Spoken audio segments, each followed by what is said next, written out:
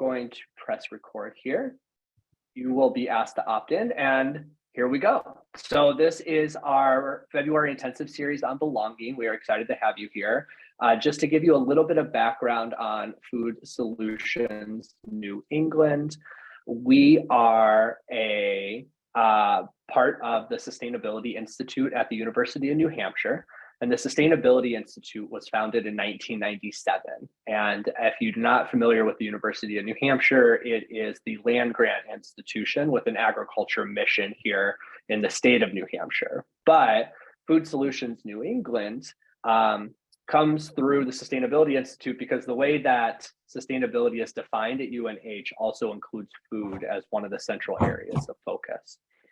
So as you'll see, climate, culture, biodiversity, and food all intersect together for reaching that sustainability. And that includes really working on things in operations and research and engagement and curriculum. So we are firmly in that engagement and curriculum part today as we go into this February intensive.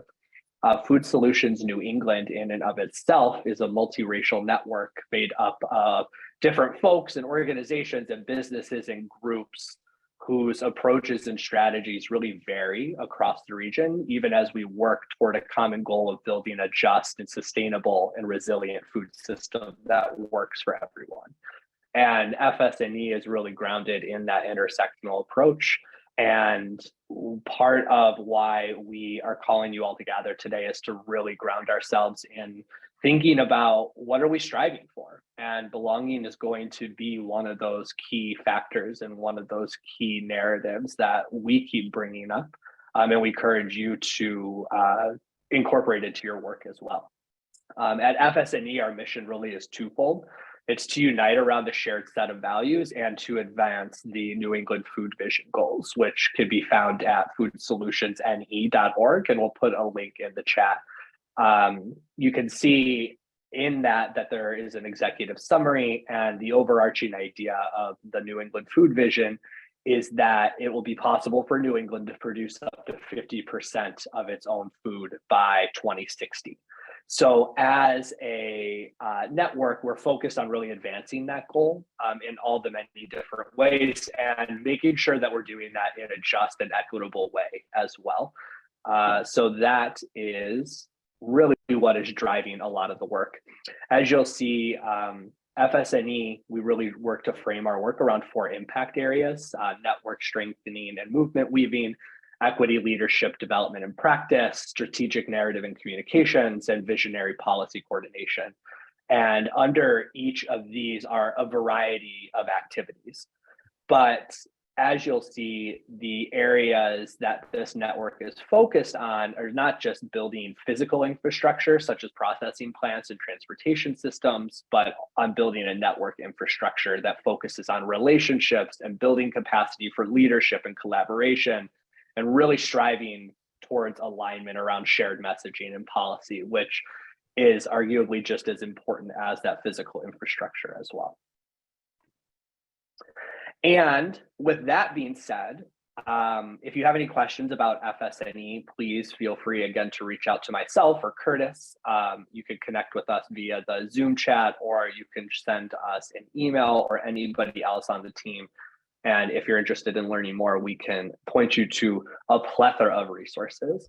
And as we get started, we are going to start off with a land acknowledgement, and I will push this back to Curtis to guide us through this. All right, thank you, Shane. And again, good morning, everybody. And I did want to just say, for those of you who have attended our sessions in the past, whether it was the one 2 weeks ago or our winter series the past couple of years, you will often see Karen Spiller attached to me at my Zoom hip, and that was the plan today. Karen, who's also with Food Solutions New England, with CAS Consulting, and with the Southern New England Farmers of Color Collaborative. She will be joining us. Something came up that has delayed her this morning. So she will be co-facilitating with me, hopefully by 11:30. So for the time being, I will be steering us and inviting you into some reflections and some small group connecting time before Karen arrives. But as Shane said, we do practice land acknowledgements at Food Solutions New England, and also in my home, at my home of the Interaction Institute for Social Change.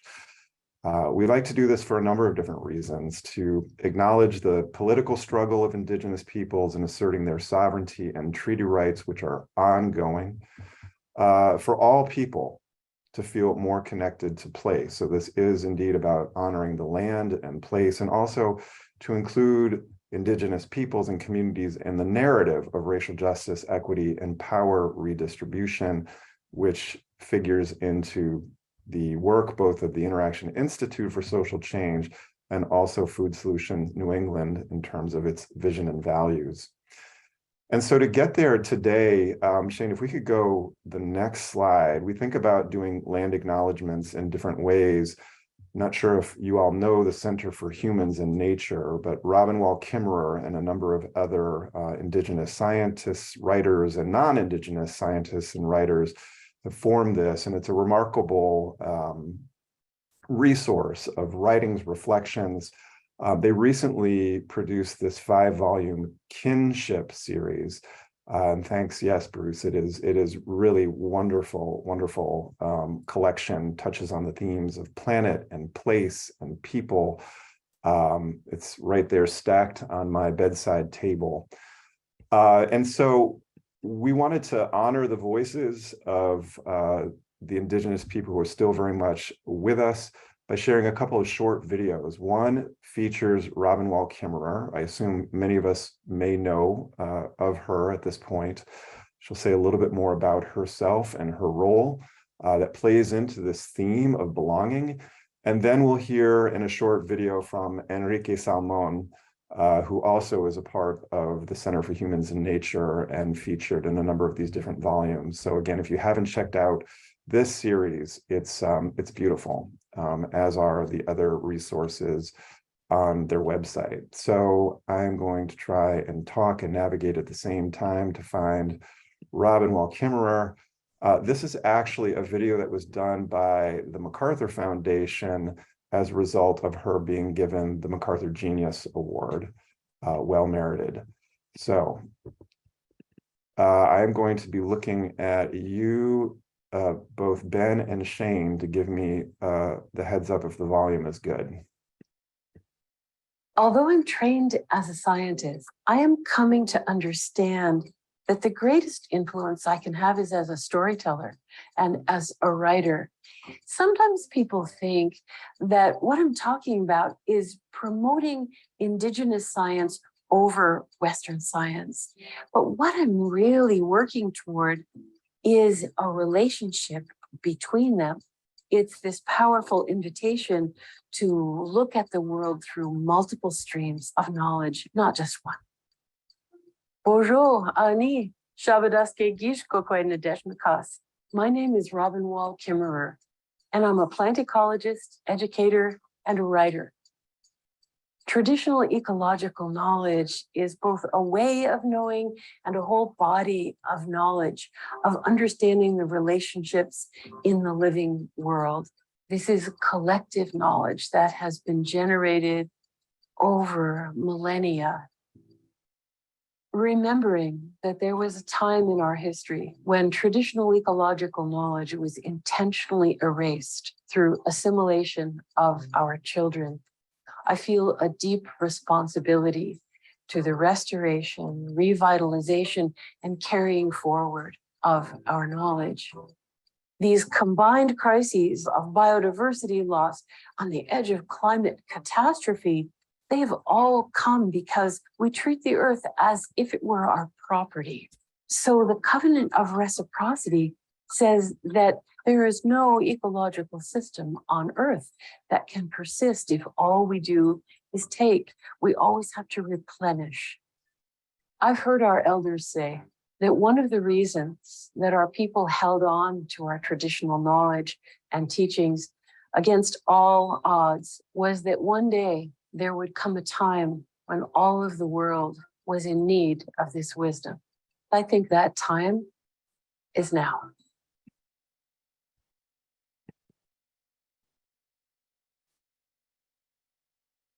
So just inviting a deep breath, taking in that goodness, the wisdom, the truth from Robin Wall Kimmerer. And I'm going to now move us to this short video of Enrique Salmon. I don't know that he is as well known by the people that I interact with on a daily basis, and highly recommend his writings in that series and beyond. So you'll get a little taste of Enrique Salmon on kin-centric ecology. Again, all in the spirit of our land acknowledgement. I'm Enrique Salmon. I'm an Raramuri, and my people are from Chihuahua, Mexico, from the Barranca del Cobre. Yeah, I wrote that there's no word for wild in my people's language because there's no way to express that concept, that there's this separation between humans and I guess the outside world, the natural world. We're all related. It's all part of the same thing. And it's not unusual among indigenous languages for there not to be any word for wild or wilderness, or sometimes even nature. Because again, it's for indigenous people, there's that no separation. We're all related. We're all part of the same thing. And I wrote in the chapter here that the rain is us and I am the rain. That exemplifies that idea. When even it comes down to food, that food is coming from our own common ancestry. Well, concentric ecology is essentially what I've just been talking about, where I took that notion of kin as relatives and applied it to how my people and other indigenous people look at our larger environmental natural community as relatives, as directly related to us. And it comes in, it's very strong in our language, Ramuri, because we have names for plants, for example, that are exact same words, terminology that we apply to our human aunts and uncles. There's a tree, Brazil wood, we call sitakame. Sitakame is also the same word we apply to our aunts and uncles.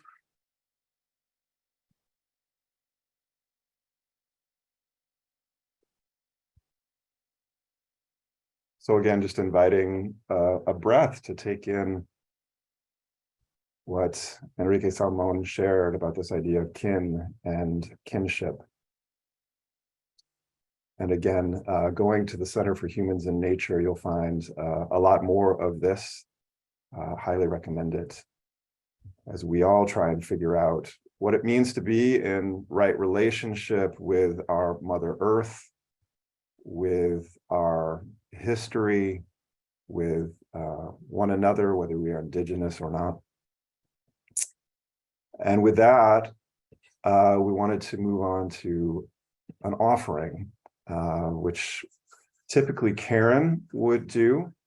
And we talked ahead of time about this, acknowledging that this is Black History Month and every month is Black History Month. Something that came to mind and heart, and I do want to share the picture of them so you can see them before we simply jump into reading what Dayton Gills wrote. But Belvy Rooks and Dayton Gills were co-founders of something called the Growing a Global Heart Project. And it's really an initiative that inspires and encourages the ceremonial planting of trees for enslaved and forgotten ancestors and victims of violence. And they do that as a way of honoring and remembering, and also to help combat climate change, sort of multi-solving, if you will, through their tree planting. And their vision is to inspire the ceremonial planting of millions of trees as an act of collective and planetary healing. Dayton Gills passed away in 2015, and it was during a broadcast of the Cosmic We podcast, which I highly recommend, by the Reverend Barbara A. Holmes, who wrote the book Race and the Cosmos. It's sort of a look at race and racial identity from a quantum physics and cosmological perspective, which is beautiful. And so Dr. Holmes hosted Belvie Rooks, who read from her husband's work. He was a poet, in many ways recognized as a mystic, and he has a poem called I Am. So before I jump into that, I did say I wanted to just show you them so you can see. Dayton Gills and Belvie Rooks. And here's the poem, I Am. I am old and wise as the night. I am as beautiful as a bird in flight. I am the moon and the sea. I am the robin and the bee. I am the soil and I am the tree. I'm the lion and the gazelle. I am heaven and I am hell. I'm the ring and I'm the bell. I'm the joy and I'm the tear. I'm the brave and I'm the fear. I'm the blistering desert. I'm the freezing snow. I'm the cringing coward and the gentle hero. I'm the aged and I'm the young. I'm the weak and I'm the strong. I'm the smile and I'm the frown. I'm the pauper and I'm the crown. I'm the wrong and I'm the right. I'm the day and I'm the night. I am now and I am never. I am yesterday and I am forever. I'm the bitter and I'm the sweet. I live on the hill and I live on the street. I'm the top and I'm the bottom. I am Martin, Hitler, Gandhi, Sodom. I am red, black, yellow, brown, and white. I love, hate, laugh, cry, and fight. All the universe is reflected in me. I am all that ever was and ever will be. When I lose, it's the lesson I win. Judging others is my sin.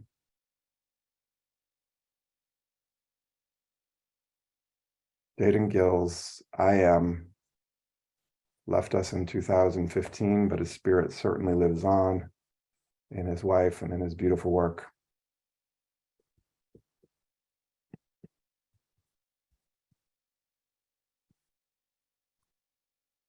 And that reading really chosen again in the spirit of belonging, which is our theme that we'll approach in different ways today.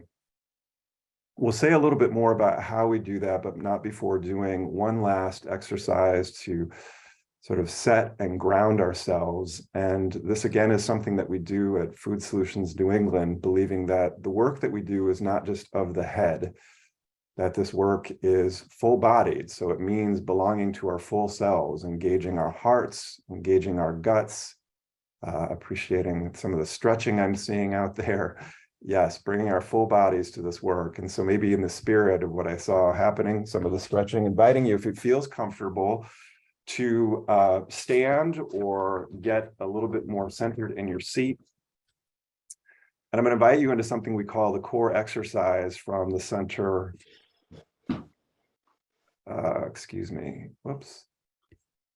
From the respectful confrontation community.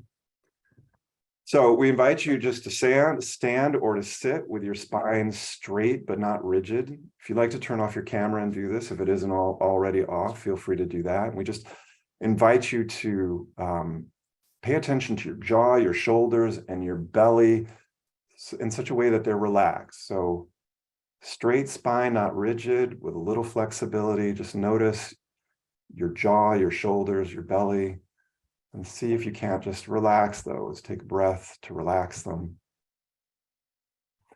And then focus on your core.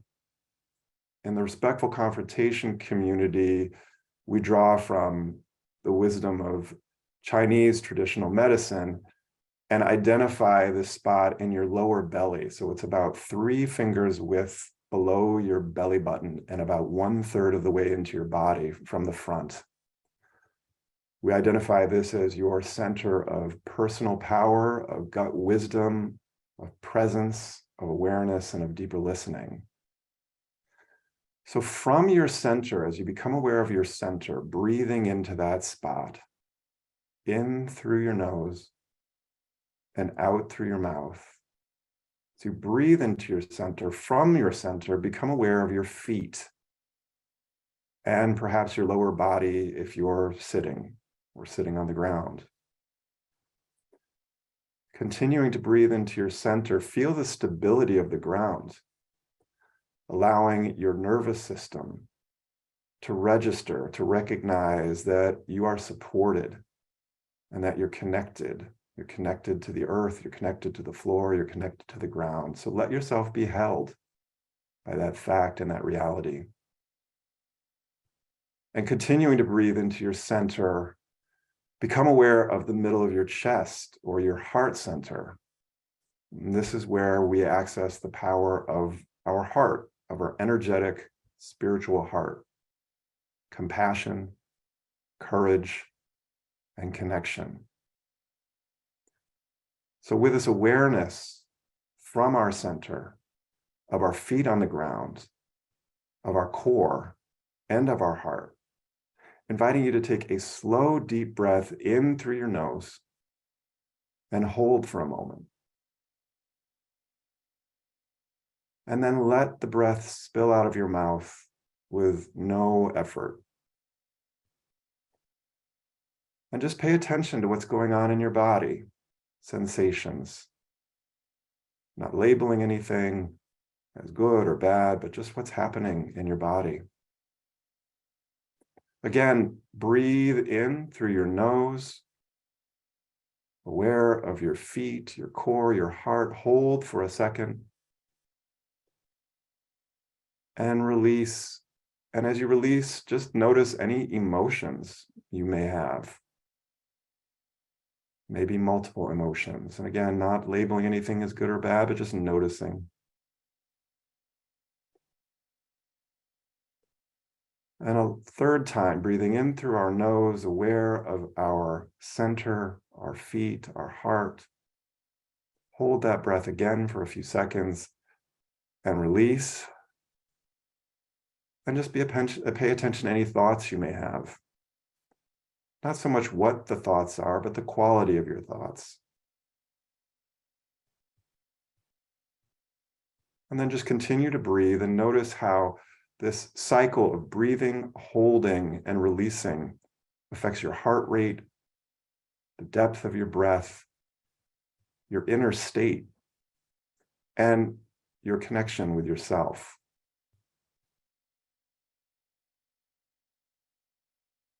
Now inviting you to take in another breath, again, aware of your core, your feet, and your heart, and just see if you can, even with eyes closed, tune into your surroundings, your immediate surroundings, in your office, in your living room, wherever you might be.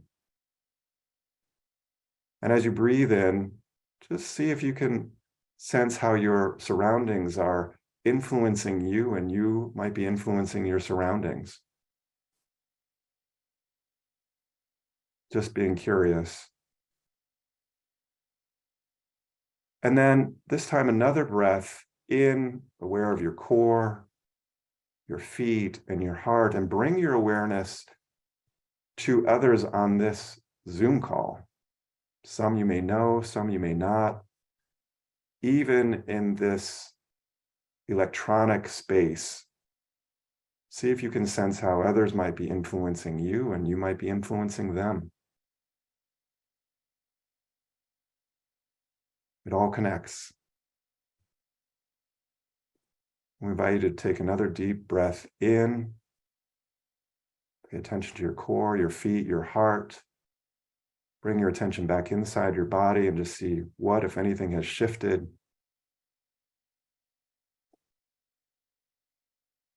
And when you're ready, inviting you to open your eyes, turn on your camera again if you've turned it off. And if you like, you can shake out your body. Sometimes do that. Energy is moving in different ways in our body. It can be nice to shake it and distribute it. And what we find is that regular practice of this exercise for this many minutes, longer or even shorter, can help us to form new habits of resilience and rejuvenation that can connect us more to ourselves and to others. Again, in this spirit of belonging. So we offer that as a practice for you to consider if you don't do something like it already.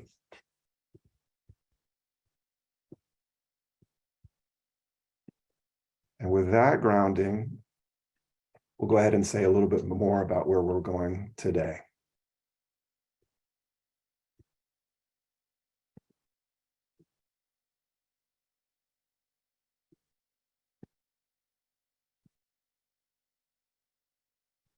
So our morning, we're into our grounding, which has gone a little bit longer. We will make up that time because the morning we're actually going to get into just a little bit about belonging by way of a couple of videos that Hossein Ayazi provided us. Hossein Ayazi is from the Othering and Belonging Institute. He's on the West Coast. He was not able to join us this early. So he's given us some materials to work through and then to talk about in small groups. So we'll talk a little bit about belonging through the lens of targeted universalism, invite you into a group exercise. We'll take a break somewhere around 11:20 a.m. Eastern time this morning.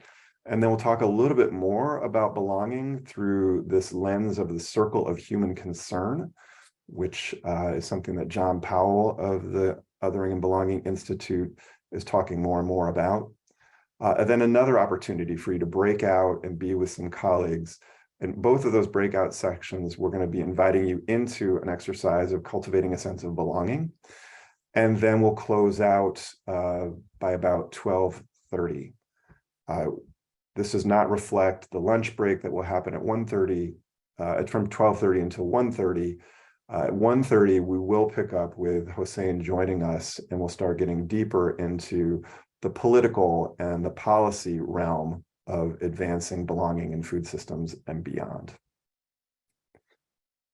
So to take you into a little bit more about belonging, again, we had Hossein provide us with a few different videos. So we're going to do this again, sharing our screen. And here you're going to learn a little bit more, if you don't know about it already, of this concept of targeted universalism, which Professor John Powell at the Othering and Belonging Institute has really lifted up as equity 2.0. That if we adopt an approach that there are universal values or aspirations that everyone wants for their lives, the idea is to recognize where that is falling short with different groups and to target interventions and supports to ensure that everybody can access those universally held aspirations and values. So you'll see some of that reflected in this video, and would love to get a few comments afterwards about what you're taking.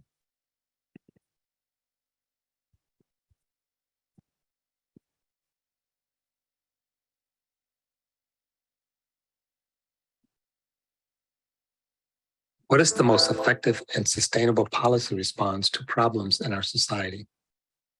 Universal approaches are widely used in order to package policies for broad appeal. Universal policies such as Social Security and minimum wage provide the same benefits or minimum protections to everyone, regardless of status or group membership. But by treating everyone the same, universal approaches can't root out group-based discrimination and may actually deepen inequality between groups rather than reduce it.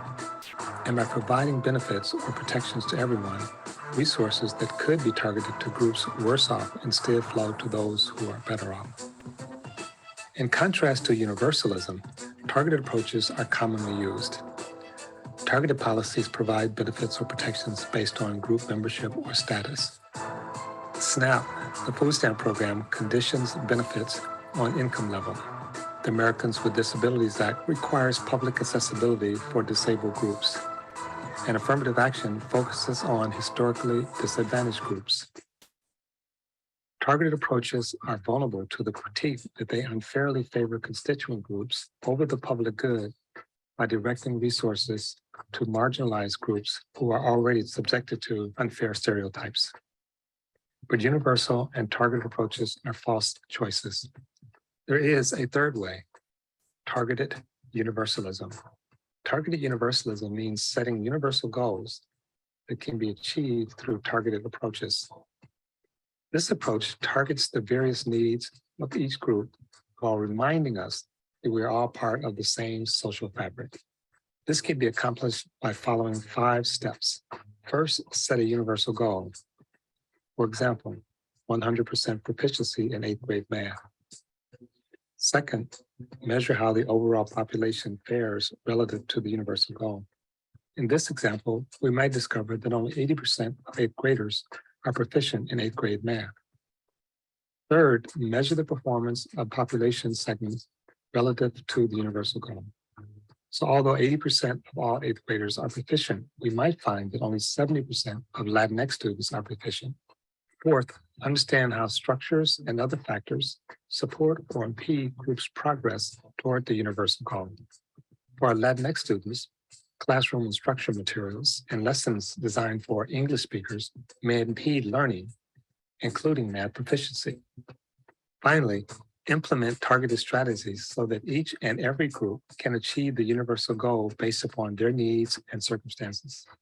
This may take the form of ESL-specific math tutoring for our Latinx students, while another group may require a completely different strategy to achieve the same universal goal. Targeted universalism rejects a blanket universal, which may be indifferent to the reality that different groups are situated differently relative to the institutions and resources of society. By aspiring toward shared universal goals, targeted universalism empowers targeted strategies capable of achieving those goals while moving us beyond concerns over disparities alone and toward our highest aspirations for all.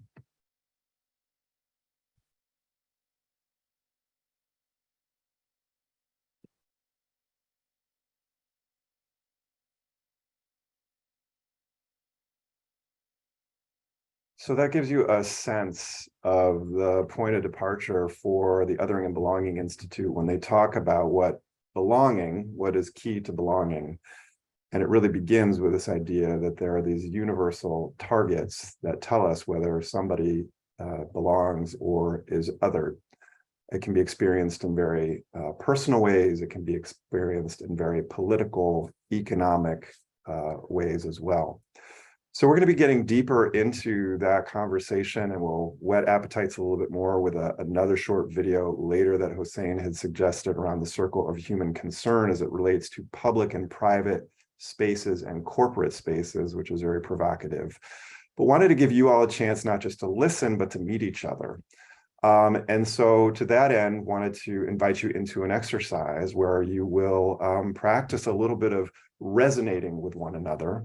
We find that our own work at FSNE, as well as at the Interaction Institute, when we're working around advancing equity, this important way in which we relate to each other has a lot to say about the work that we're able to do. And part of that is really to develop a deep relational trust, as deep as we can get, that comes from a kind of interpersonal resonance, which is very energetic, which is very much about how we understand and see one another. So we're going to shortly set you up into a bunch of groups of 3 and 4, where you'll have about 30 minutes with each other to share a little bit more about yourselves and to tell a story. So I'm going to show you exactly how we're going to go about doing this. So we're going to suggest that during this time, we be as present as possible with one another, be accountable to ourselves and one another to bring as much of ourselves as we feel like we can and want to bring to this conversation. That we're inviting people to assume good intent, but account for impact. Sometimes our best intents can sometimes land negatively, and to understand that that may be so and to account for those negative impacts.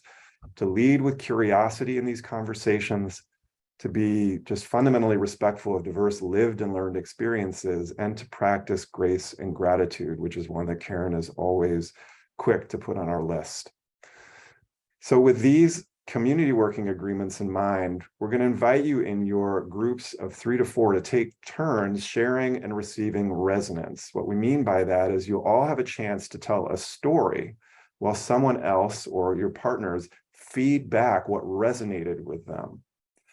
So we invite you to make sure that you have a timekeeper. We're going to do about 5 minutes per storyteller, 2 minutes for people to share resonance in return. The way this works, for example, is that, let's see, if Karen Nordstrom, who I see on my screen, and Kathy Wicks, who I can see on my screen, and I were in a trio, Kathy would, let's say, go first. And what she would be invited to do is to tell a story about when she was faced with a challenge and met that challenge while holding on to her values. So 5 minutes for telling a story about a time when you faced a challenge, met the challenge, and held on to your values. So time it, roughly 5 minutes for Kathy to tell that story. At the end, Karen Nordstrom and I, as her trio mates, would take 2 minutes to share back with Kathy the moments in her story where and when we felt most connected to that story. What was happening to us? What came online, and, in terms of our resonant humanity. And we might reflect that back by saying, hey, Kathy, I was right there with you when you said this, or I really resonated with you when, you shared this, or I really felt it when you said this. These are some of the examples of how we practice this resonance. Each person will have 5 minutes to tell a story, 2 minutes to do the resonance, and then switch. So we're assuming this will take about 24 minutes or so if you are in a trio. There may be some quads, so we'll go up to half an hour to make sure that everybody has that time. So here's the exercise. If there are any burning questions, please do share them in the chat. The reason we're doing this is that this is often the way we bring our network team together when it's in person and engage in this kind of experience. It's really a way of establishing a baseline connectivity and understanding. You'll be surprised how much can happen in just 7 or 8 minutes. So Shane, I see there is a thank you for sharing that in the chat. So everybody has access to that. You'll have access to that in the chat as you go into your breakout groups. 30 minutes set up for this. We'll come back, take a few comments. And I think by that point, Karen Spiller will be with us. All right, everybody, welcome back. Welcome back. Welcome back. So, if Karen were here, and she will be here soon, she would say, now I need to hear voices. I need to hear voices. You guys had a chance to be together in small groups and hear each other's voices. And oh, there's my colleague, Miriam. Hey, Miriam. Yeah, we'd just love to hear from a few voices. So not by chat. Certainly feel free to share in chat, but we'd love to hear your voices, your melodious voices, sharing what came of that time with a couple of colleagues. Resonating, sharing stories about overcoming challenges, holding on to your values. What was it like? Anybody? Yes, Kate, please. I have to share this because I remember being organized out of an organization. Granted, they were going through budget issues and I was ready to go. So it was not necessarily a bad thing, but I remember the polite parting words of the executive director who I had helped hire and had advocated for, who said I was too creative. And so I was really touched when Miriam resonated back to my story and attributed that characteristic to me. That was just, I'm going to resonate on that probably for a couple of days here. Beautiful. Beautiful. So thanks for sharing, Kate, and hearing in that there was a characteristic, right, of you, or a value that had been in some sense maligned. And in this case, somebody saw it as a real strength. And that really made a difference. You were seen and held with that recognition. So real positive resonance. What else? What else came up? What was that like? I mean, maybe I'll do this every day. It was like, yeah, this again? I doubt it though. Libby. I just thought it was so powerful, realizing just the commonalities in the things that we're up against. Like, all our stories were different, but each story definitely made sense to me. Like, I'd felt that before as a human. And so I really loved that aspect of it, just hearing everybody's humanity and their struggles and realizing that it's kind of similar. Very powerful. Thanks, Libby. So hearing common humanity, common struggles, different struggles, but this idea of relating to struggle. Anything else that came up? I think, I'm not sure this was our intended outcome of our group, but thinking back, I think all of us, just like Libby said about commonality, the same common challenges we face, but I think all of us in our group, we want to make a difference. So whatever challenge is given to us, how we're gonna make it so that we can improve the situation, make it better. So each of us from our own background, we kind of came up with some ideas how we go about. And so I think that was really encouraging and gives me hope, at least. Wonderful, Susan, thank you. And for those of you who don't know, Susan is a part of our Network Leadership Institute at FSNE, an amazing leader. Thank you, nice to see you, Susan. And hearing that the resonance around common aspiration, right, of wanting to see something else is connective, but also gives you hope, right, that resonance can actually create hope. Let's go Autumn and then Jason. I just wanted to share that I appreciated the opportunity to even do that exercise. I kind of shared with my group that as a culture and sometimes as a nation, it can be very much me, me, me. And I think I've seen where people will say, if I'm sharing a story, like, I don't want to hear about how you have a similar story. I just want it to be about me. And so I feel like there is an element of like empathy and compassion and connection there that we miss out on when we're not able to resonate with other people. So I just wanted to say I appreciated the space to do that. Thank you, Autumn. Thank you for sharing that. Jason.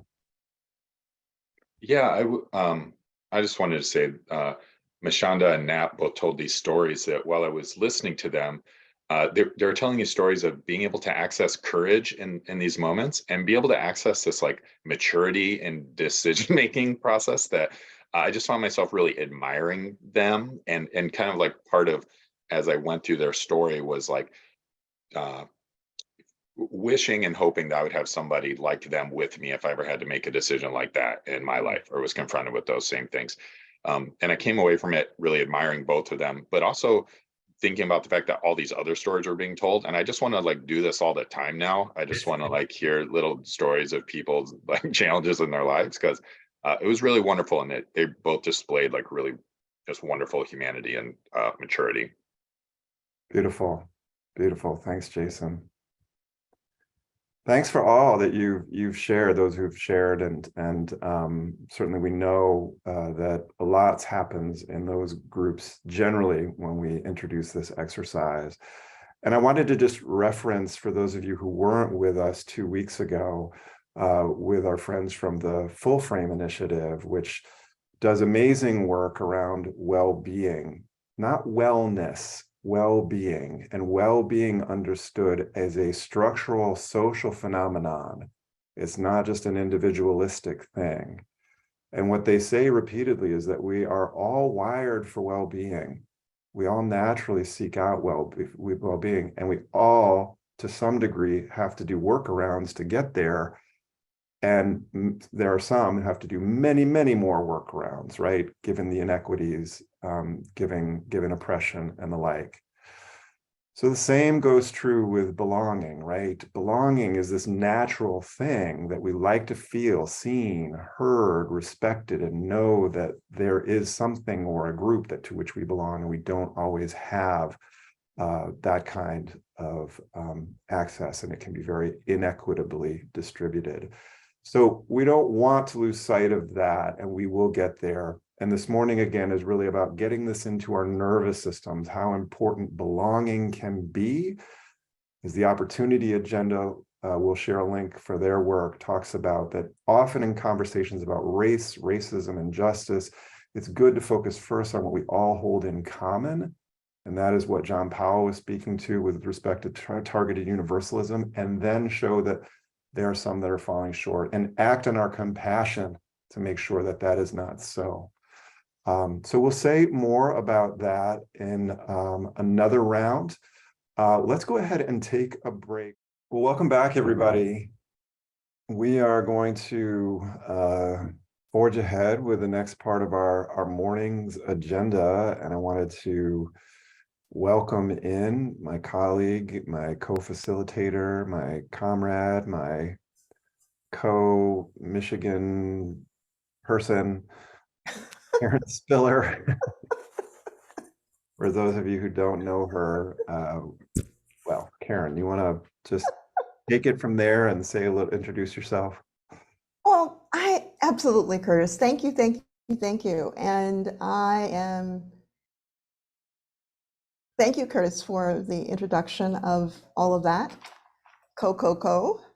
And I am Karen Spiller, and I am one of those who is deeply connected with Food Solutions New England. And so when we're thinking about ways to serve our community, Curtis and I thought that an intensive around belonging and well-being, we did well-being 2 weeks ago, and belonging would be a wonderful opportunity for us to get ready for the 21-day Racial Equity Habit Building Challenge. And I am Thomas Haas, Professor of Sustainable Food Systems at University of New Hampshire.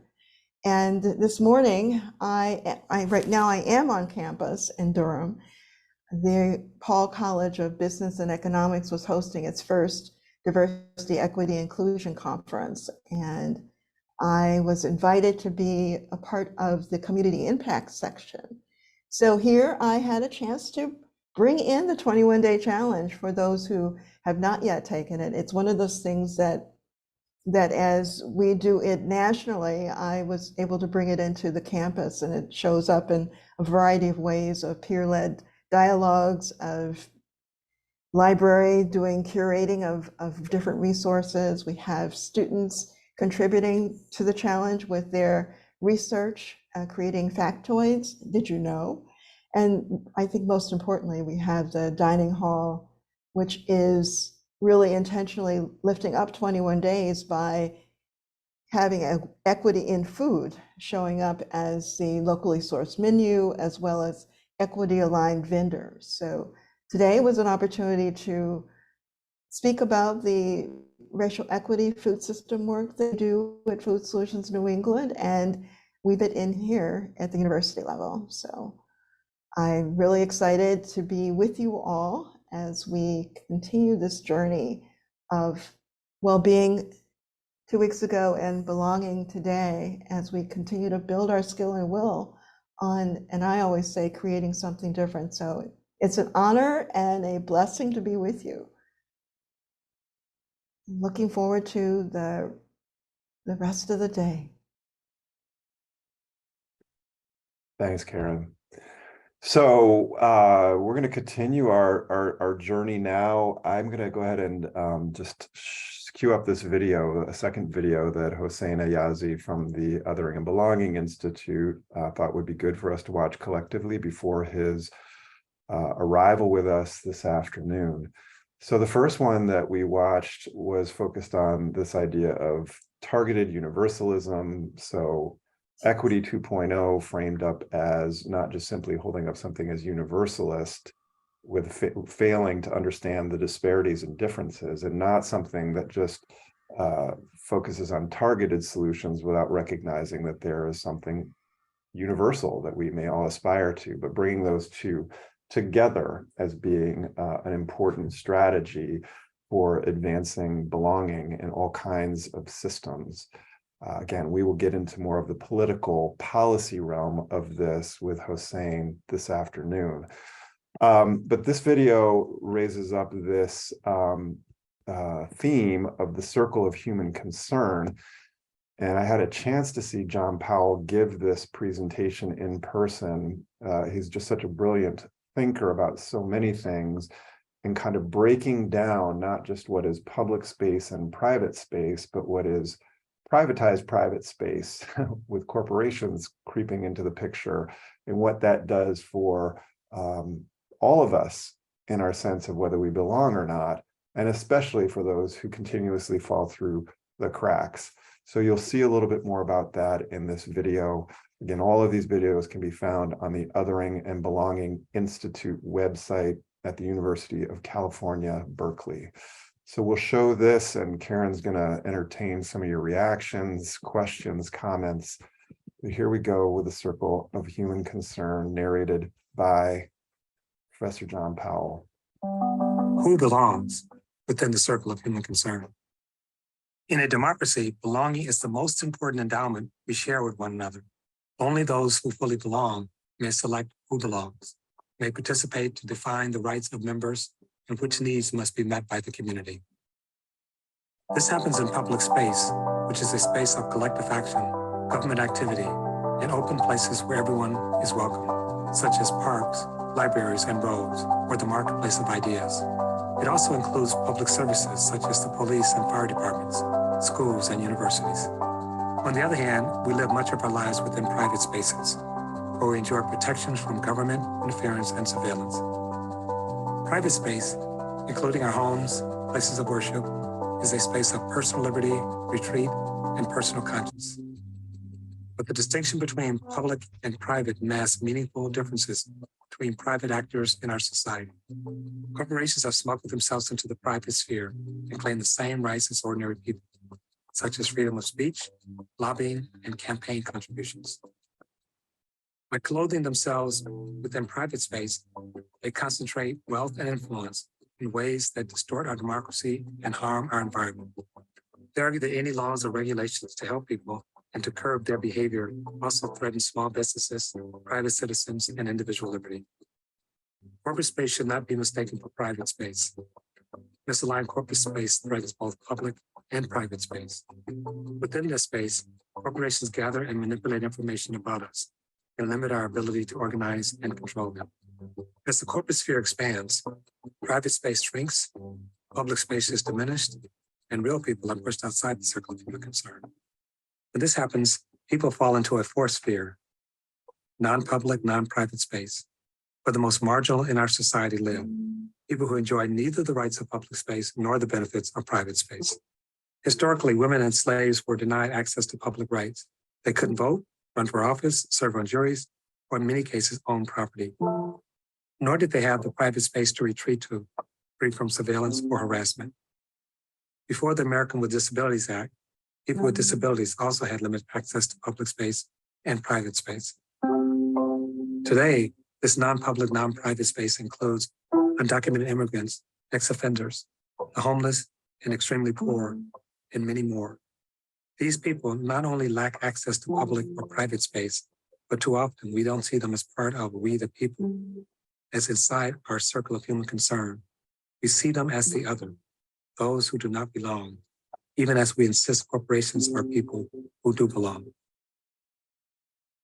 In our society, we often discuss two spheres, public and private, while in fact there are four: public, private, non-public, non-private, and corporate. We must insist that people, all people, belong inside the circle of human concern, not corporations.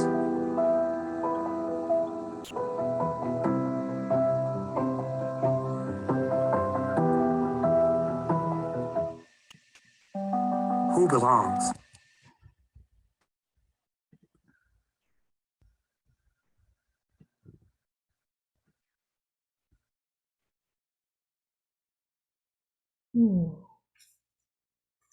Public, private. non-public, non-private, corporate, lots of space, all designed for some and not for others. What came up or came in as you were hearing this? Just share, you can raise your hand, come off mute.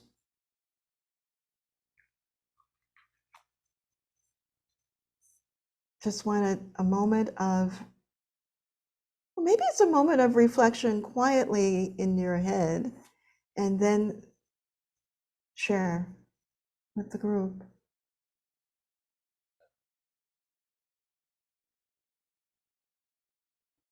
What did it make you think of in your work?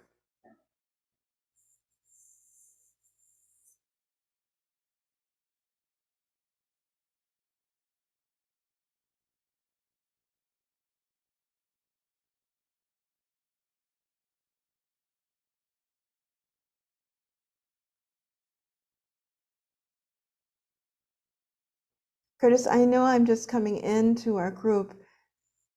Are we a quiet group? There No, you are. no. Well, I see Deb. Yes, Deb, please. Deb's handed up. Yes. Hi. All right. So the question I have revolving around my mind is this the phrase non-public, non-private, and I'm challenging myself to convert that into a positive expression, because it's a space that's created by design. So it's a space in order to do something, as opposed to negating public space and negating private space. What is it actually trying to do? So I come up with exploitive space. I mean, I understand that we have to connect it to public and private space, because that's sort of the nomenclature we're using. But I'm trying to come up with, there's something in me that wants to name the design. I want to name the design and the agency of oppression, exploitation, and so on. You know, dismissing.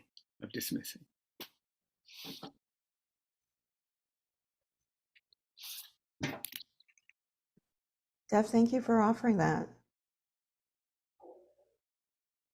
And just to point out in the chat here, Libby offering this comment, is it, is the intent or the design intent intentional inaccessible, intentionally inaccessible, or intentional inaccessibility? Kisa mentions it's how the federal government and local governments work. I think Jason did you have your hand up earlier?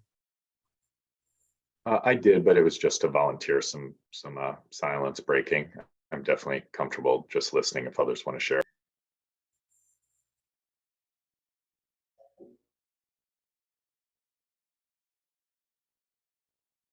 Yes, Libby.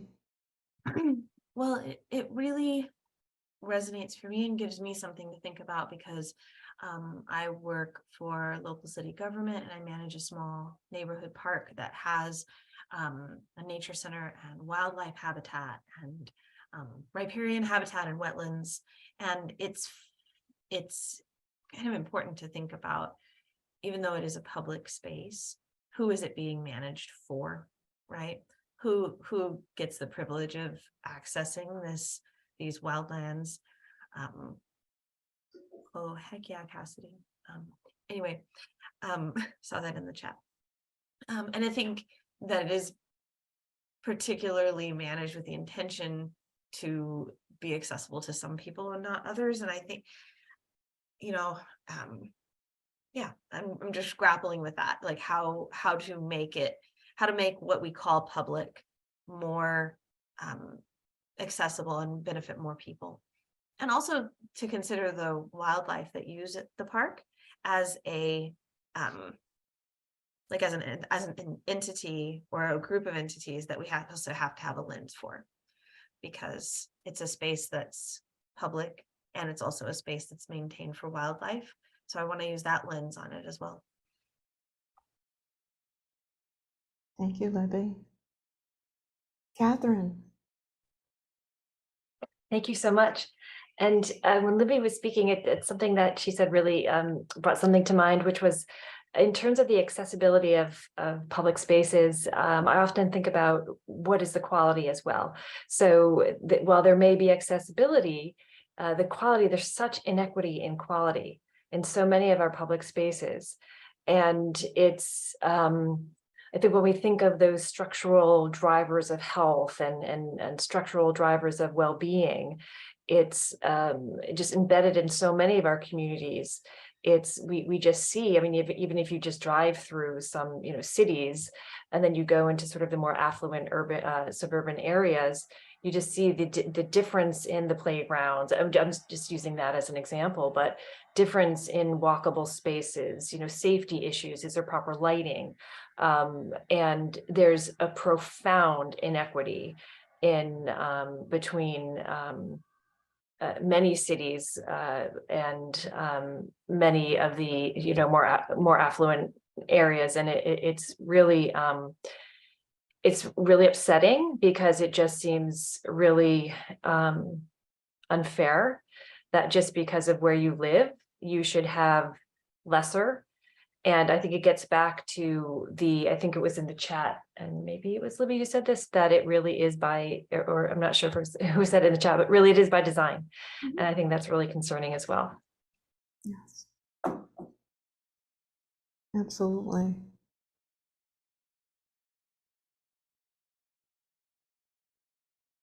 Other thoughts?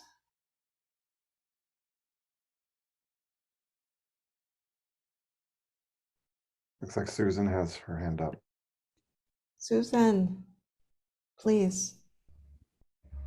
Sorry, I got kicked off of this internet, so I don't know what was being viewed, but deciphering what's being said.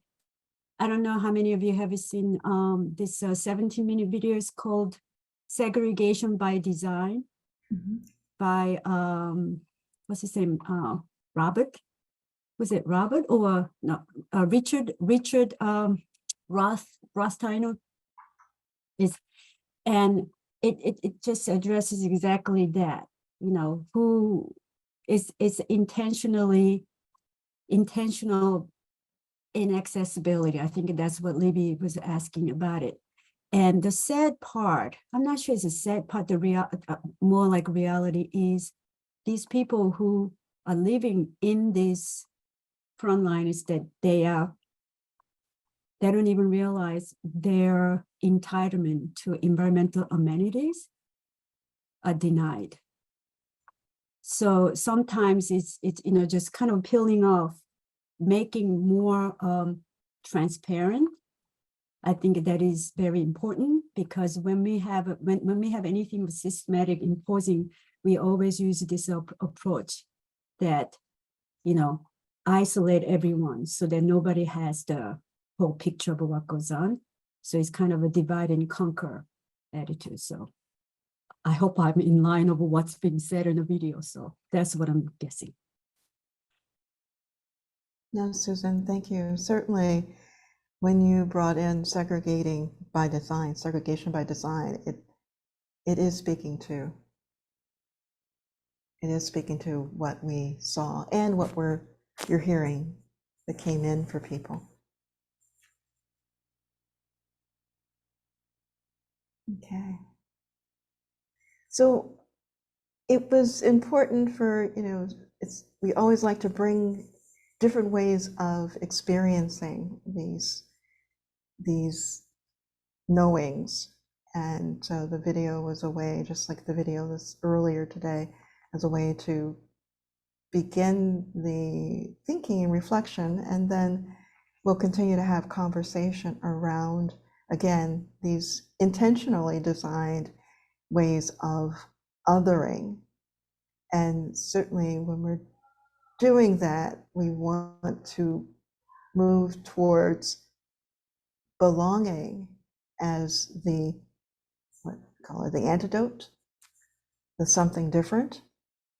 That wherever we see that othering, there is a belonging way of addressing it that moves it to the community in which we are seeking to develop, seeking to co-create and live in.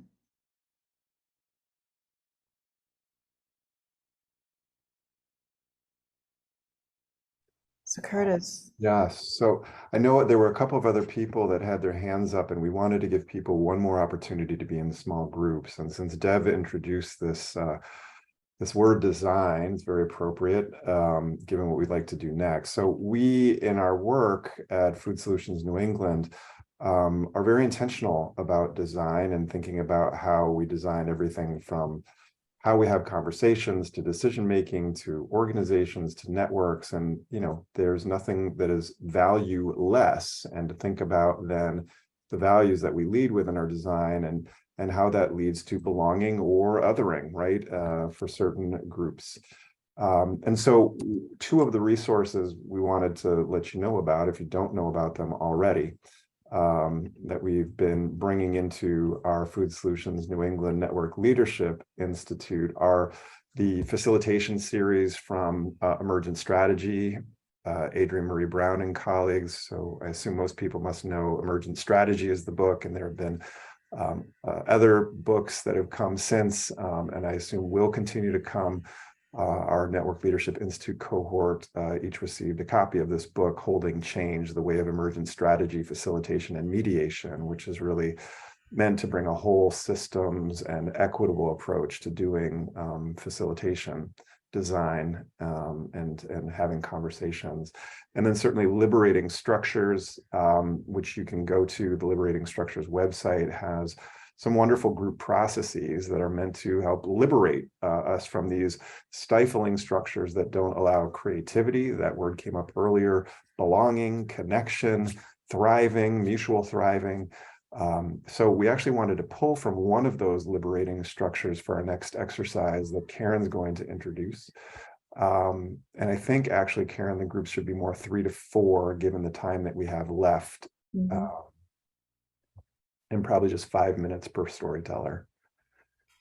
Okay. So you see the screen, it says seen, heard, respected. And so this is a way of really thinking of building empathy and compassion.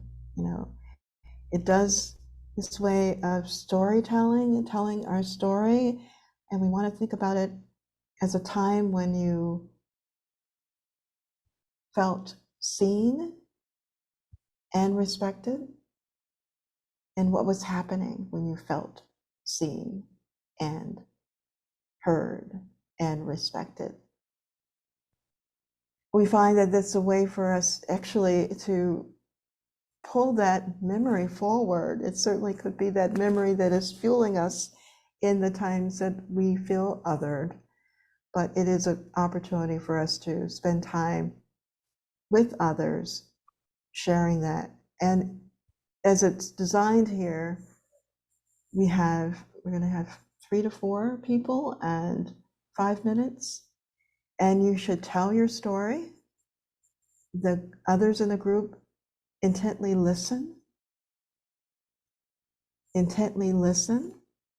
and it says here, feel free to ask questions that help to draw out more, and also be aware that sometimes our questions might get the person into a direction that is off their story. So be really, if you're leaning in and listening deeply, you'll know when to, and when is the good time. You'll feel it. So we want to give you an opportunity to spend that time in small groups of sharing a story. And this is when you felt seen, heard, and respected. You felt like you belonged. What did it feel like? And share that in the groups. All right, welcome back, everybody. So Karen and I definitely wanted to hear what that experience was like. I mean, a similar kind of exercise, though this one, squarely focused not just on a challenge you overcame, but thinking about a time when you felt seen, heard, and respected, and really emphasizing that feeling, and what contributed to that. So wanted to see what came up in the course of that exercise, what you're sitting with. And then we're going to move to a break. Bruce, please. So I had a really hard time actually finding an experience that I did feel seen, heard, and respected. So I talked a lot about more times where I didn't feel seen, heard, and respected, and just wanted to share. I hope that other people were able to find places, but it was easier to find the stories of not than it was of times I have felt. So Yeah. No, thanks for sharing that, Bruce. How was it then for you to share that? I mean, it was fine. They were both stories that are kind of in the past and have moved past and moved on from, but I don't know. I don't think I got into the headspace of being able to find even like micro times. So I'd had a little more time to brain think, I probably would have gotten there. Thanks, Bruce. Thanks for stepping in and sharing. Others, what was that like? What did you take from that experience? Kathy. Yeah, one of the story that came to my mind was one where in the end I solidly felt seen and heard, but I'm not sure that in the end I felt a sense of belonging. And so I love how that this is part of the conversation. It's not just about getting to those snapshots of moments where you are navigating the seen and heard, but it's also about, then there's that next step of calling in and developing the trust and baking in the belonging piece. So thank you. Thanks, Kathy. Baking in the belonging. Yeah, really thinking what is belonging for each of us and what supports that. Ariel. One of the themes that came up in our conversation was about openness to collaboration, whether that was like with people we were working with or in the context of therapy. But it was that opportunity, like the idea that you want to keep work and hope to keep working together, and the flexibility that often goes with that, a willingness to adapt. Yeah, beautiful. Yeah, and again, a reason why we engage in exercises like this with our network team at Food Solutions New England, with our steering committee, with different work teams, our race equity challenge prompt writing team, that it's deep work that we do together, and so continuing to deepen the trust, resonance, and the sense of belonging. Mashonda.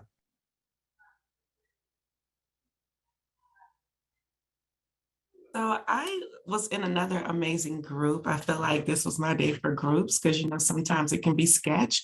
But this was really it was really kind of cool to be with Anna and Ryan. And I think you said, what does belonging look like? It does look different for each of us. And for our group, I hope I'm getting this correct.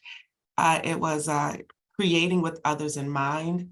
So when events are being done, you're creating with other people in mind, which makes them feel special, validation and empowerment.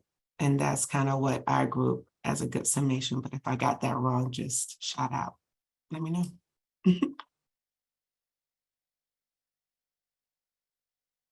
Beautiful. Thanks for sharing, Mashonda. And yes, you've been blessed with, It's not a surprise. You come to an FSNE convening, you end up with a great group. So, Kimberly.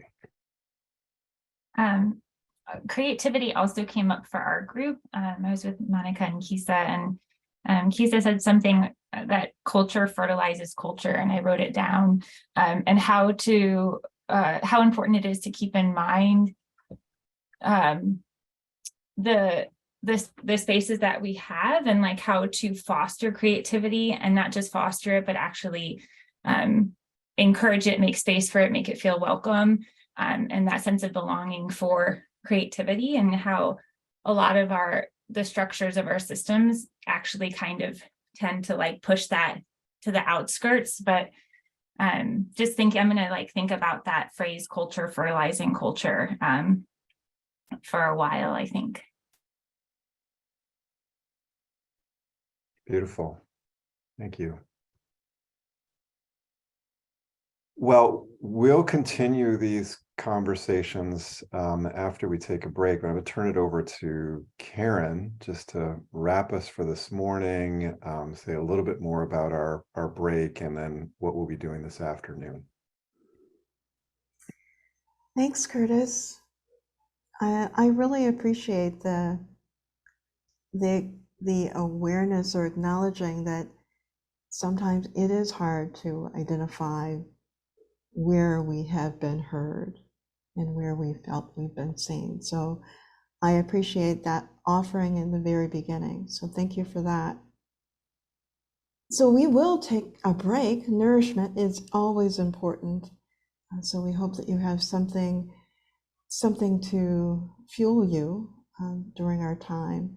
Curtis, I'm not sure about what time we're coming back, but I would say that we're excited to have Hossein join us.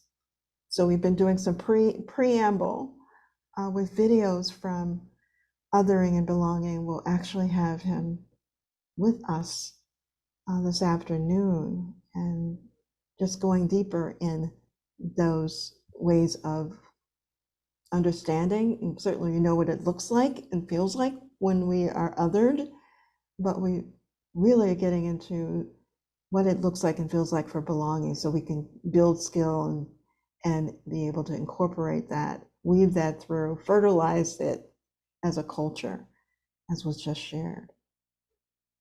And we will, again, we'd like to give you opportunities to be in small groups so you can hear and talk. Sometimes talking it out is very helpful. And certainly we know that in terms of learning and hearing others' voices and others' perspectives and lived experience really does deepen our understanding. So we've carved those into the afternoon as well. So we are looking forward to you coming back. Curtis, what are we looking at? Yeah, 1:30 Eastern time. What is that? 10:30 Pacific, 11:30 Mountain, and 12:30 Central. We will be back. Hossein will be joining us. We'll be hearing more about structures and policies, the history of othering in a lot of US structures, and how we can, join the movement to make this a different story. So yeah, please do come back, bring some friends. Hossein's wonderful. We'll see you at 1:30 Eastern or the equivalent. Well, back everyone. And we know that some are joining us this afternoon. So welcome in this afternoon of belonging. So hope that you all were able to enjoy nourishment and respite in whatever way called you in. Hope you were able to do that. And before we get started, because I'm thinking about, you were probably like most of us trying to get a few things done or started in that period of time, and it always feels like you are rushing into the next thing. I feel that happens a lot, especially when we're dedicating a whole day to learning and being in community together. So I'd like to invite us to just take a couple of minutes as we're coming in. Some of you are off camera now. I hope that means you're there. But wanted to invite you to do whatever feels right for you right now, because we're going to transition in. And certainly it may be off camera, on camera, closing your eyes, or just breathing, or maybe getting that cup of tea that you didn't get to during our lunch break, or giving your loved one a hug, or giving yourself a hug. But whatever it is, let's give ourselves this little gift. So if you'd like to shut your camera off, if you want, and I'll call us all back in about 2 minutes. 2 minutes. They're starting now.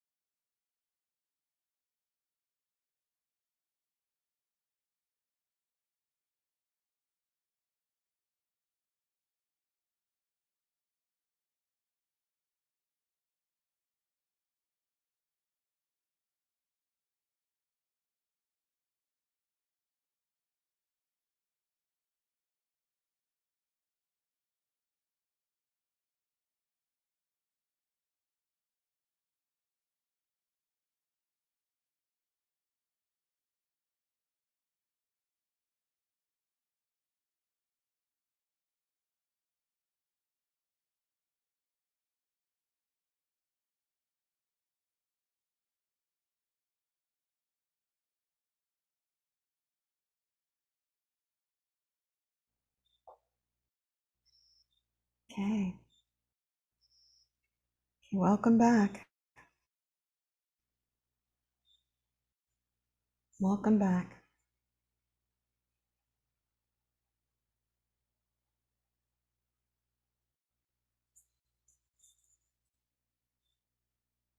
So again,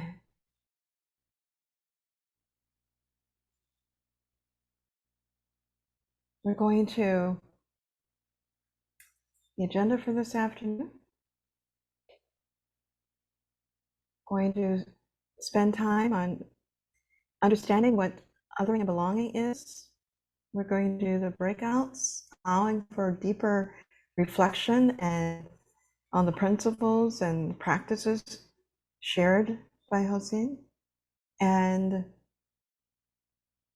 final questions and comments. So we really like to dedicate opportunity for, again, for the learning, but also some reflection and in the groups.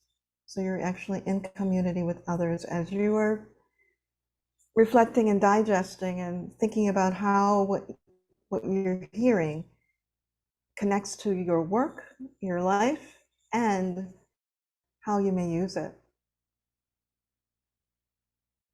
That is our flow today. We're certainly excited for the opportunity of being with Hossein of Othering and Belonging Institute. So Curtis, you want to get us started in introduction? Sure, thanks, Karen, and good afternoon to everybody.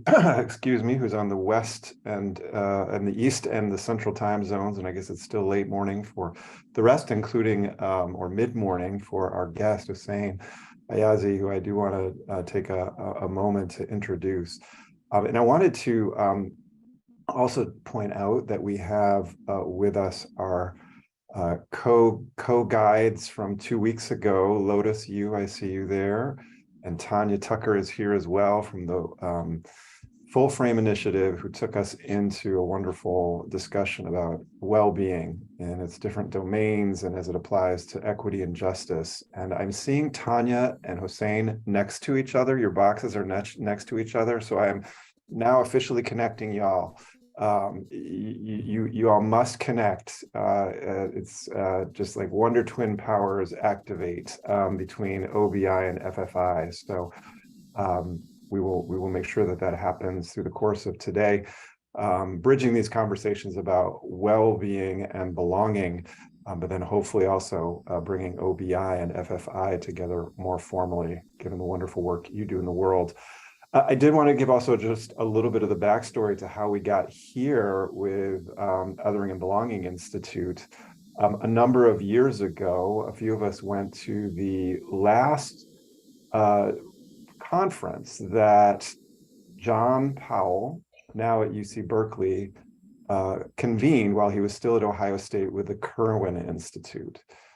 And it was during that time, a conference called Transforming Race, that a number of us were just blown away by the depth, the love, the rigor, just the beauty of the conversations in that room. I remember Van Jones was there, and Professor Powell gave a beautiful talk about just what we saw in the video about public and private spaces and these other spaces that Dev was trying to help us figure. How do we name these? How do we name these other spaces relative to public and private? And if you forwarded a year after that, 2013, was when there was a rallying cry that Karen Spiller and others helped to instigate at a regional food summit when Food Solutions New England was still doing its annual in-person food summits. And this one was held in Maine, where a group came together and said, we cannot talk about sustainable food systems unless we put justice and equity at the center. The original food system vision from FSNE at that point in its draft form did highlight human rights. It did not explicitly name racial equity. And through the course of 2013, the network team used as a guide for deepening our own conversations about racial justice and equity, John Powell's book, Racing to Justice. So that became a foundational tome and touch point for us. And it has led us over the years to have other touch points with what is now the Othering and Belonging Institute, including with El Sadiq El Sheikh, with whom we were in touch and who then said, you must have, Hossein, my colleague Hossein, with you. El Sadiq, some of you may remember, we were in conversation with a few years ago when the report was released about the racialization and corporatization of the food system. And so we just can continue to weave connections and get passed along to really lovely human beings. And so I wanted to formally thank, in the presence of everybody, OBI and Hossein, for your work and for being here. You truly bring such gifts that are needed in these times. And I will pull a little bit directly from your bio before Karen invites you into saying a bit more, to say that Hossein Ayazi is a policy analyst with the Global Justice Program at the Othering and Belonging Institute at the University of California-Berkeley. He holds a PhD in Society and Environment, which includes Geography, American Studies, Ethnic Studies, from the Department of Environmental Science, Policy, and Management at UC Berkeley. He was recently a postdoctoral fellow with the Center for the Humanities at Tufts University here in our region, and a visiting assistant professor in the American Studies program at Williams College, also here in our region and state of Massachusetts. Across his research, teaching, and program strategy work, he centers the political economy and racial politics of US and global agri-food systems and environmental change, and their relationship to anti-racist, anti-colonial, and revolutionary socialist struggles from the 20th century on into the present. Such work is driven by his passion for research-driven community building and organizational transformation in domains such as higher education and on issues of racial, economic, and environmental justice. There's so much more that you can see in terms of his work, his publications, his interests, and we'll make sure to put that into the chat so that you can read more. But even better, you get to know him live, or at least in this version of live through Zoom. So again, I'm saying welcome. And Karen, you wanted to do a little transition into our conversation and presentation.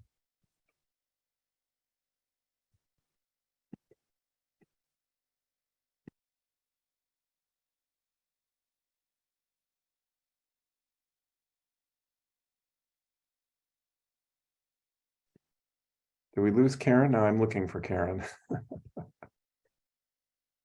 Karen, are you there? Yeah, it looks like we lost Karen. Oh my goodness. Okay. All right. Well, thank you. So I will see if we can get Karen back, and I'll go ahead and turn it over to you, Hossein, to say a little bit more about OBI, its work, and go ahead and get us into othering and belonging. Thank you so much, Curtis, for the introduction. Hi, everyone. My name is Hossein Ayazi. Again, yeah, thank you so much for the invitation today, Curtis, Karen, and everyone at Food Solutions New England, who's created the space for such important conversations and collaborations. As Curtis mentioned, I'm currently in California, but I spent the past several years in Massachusetts, and I've appreciated from up close and afar the work you all do. And so it's really nice to also be reminded of a lot of the really deep and long-standing connections between FSNE and Othering and Belonging Institute. You know, when Sadek suggested I kind of be here in the space with you all, it was to sort of further cultivate a lot of those connections that had really informed our work in tandem with each other, right? So we've learned just as much as you all have learned from us. And so thank you as well for that. And of course, thank you all who are here today. You know, I know there are many ways from which we come to this work, and I know I'm here to help inform the ways with which we work with each other, and so the way that you take these conversations back with you. And so I hope that the time we spend together during these next couple hours is meaningful and is co-created, that we can have space for discussions that really kind of tailor to where you all are coming from and what you all hope to get from this. And similarly, I'll call on Curtis and Karen and others to really share their insight and expertise and experience around this topic, around belonging in food systems. So I do have a brief presentation. It might not take up the full 40 minutes. You know, I'm thinking that we can also dedicate that some of that time that might be left over to the Q&A or discussion sections. But really, I do want to do exactly what Curtis said, is lay the ground for what we're doing today and kind of offer some of the tools that that OBI affords us in this work. So actually, I'm trying to share a screen right now, Curtis. I don't quite have share screen privileges. Okay, Shane, are you there? Can you help with that? Yes, give me 1 second. Yeah.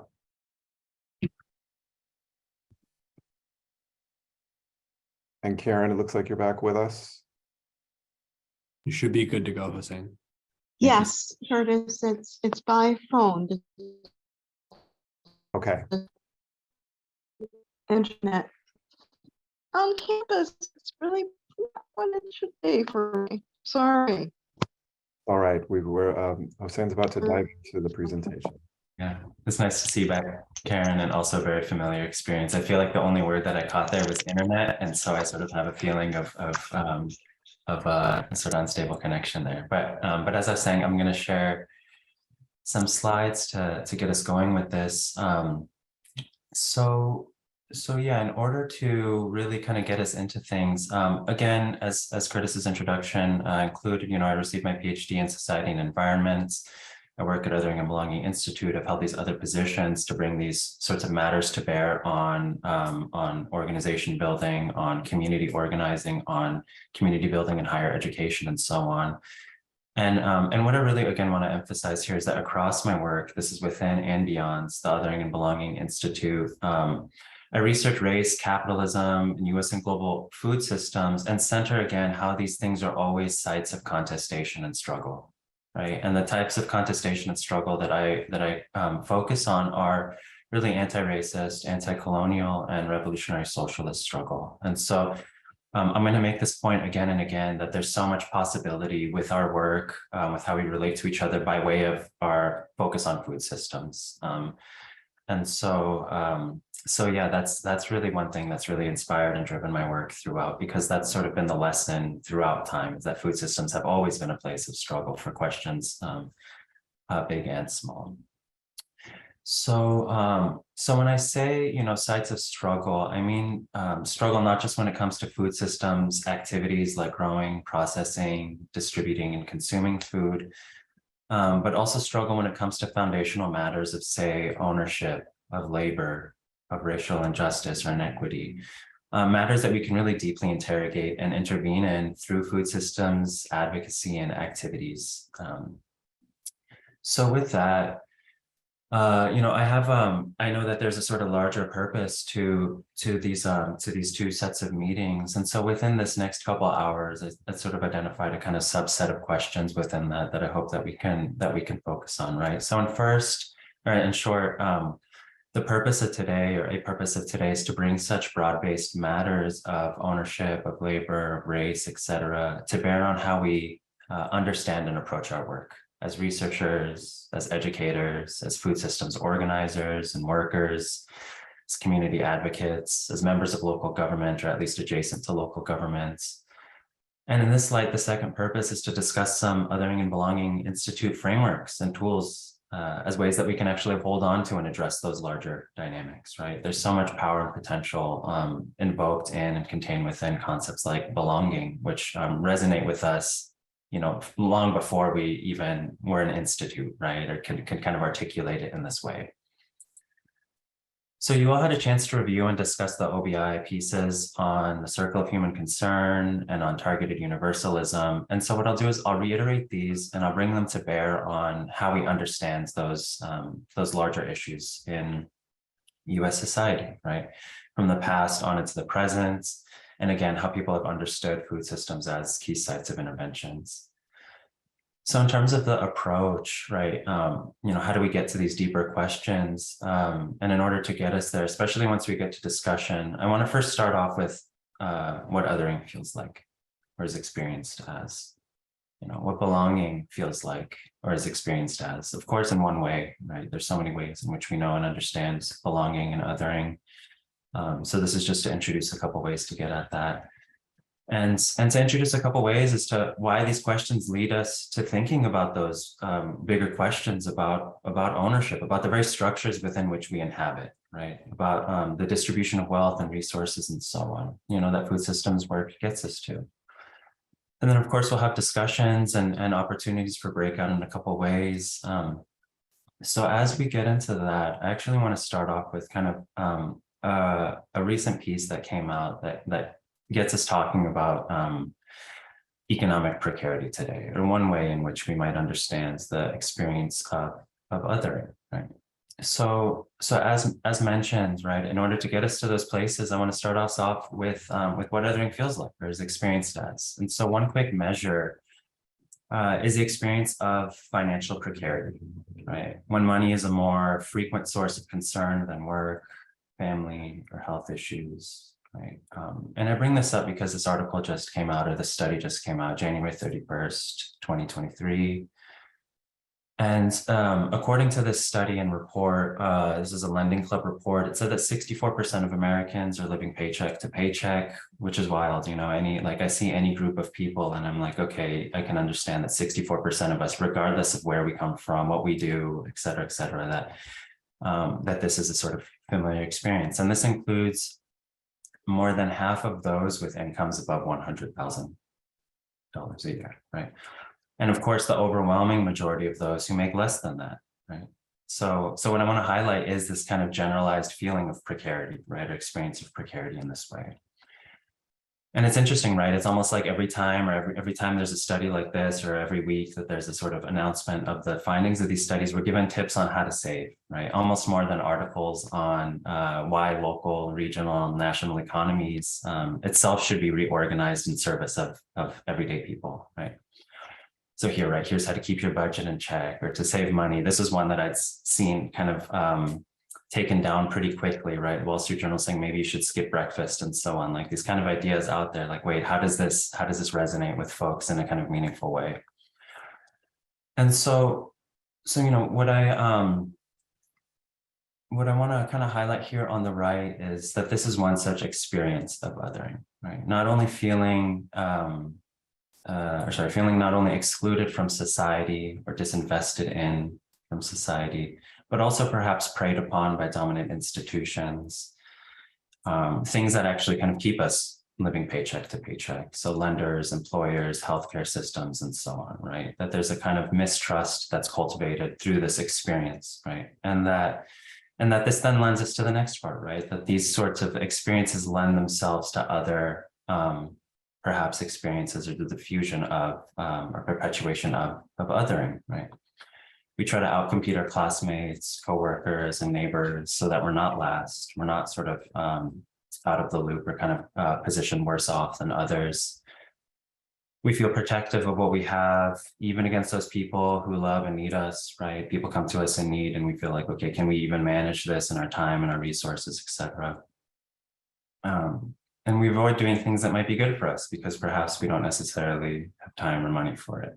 You know, I'm not quite ready to give up breakfast, I'll say that, but it is a sort of question that we are posed with or are presented with pretty often, right? And so by focusing on financial precarity, you know, we can actually take our account of othering deeper, right? And this gets to the question of why we're here today, right? We can get a sense of the structural, foundational, and historical nature of it. And in terms of the kind of lens and analysis and histories that I bring to the work, we can get a sense of how race in particular has structurally, foundationally, and historically organized such processes of othering, right?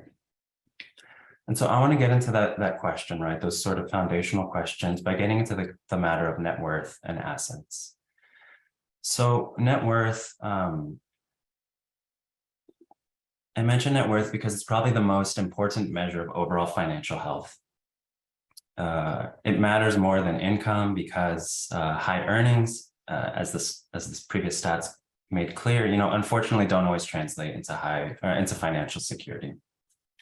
And so these stats are from the Federal Reserve Board that in 2022, white families had the highest level of both mean and median wealth. This is $983,000 and $188,000 respectively.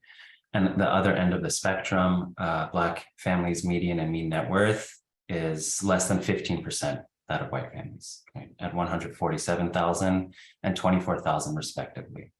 Right, so we're already starting to get a sense of, okay, you know, we might all share this experience, 64% of us living paycheck to paycheck, but what are the actual kind of foundational kind of conditions through which we can ride out these experiences of precarity? You know, toward that end, nearly 1 in 5 Black families have 0 or negative net worth. This is twice the rate of white families. So again, you know, we could see how these questions of security, of financial security, of precarity, of wealth and assets are always inflected through a racial difference.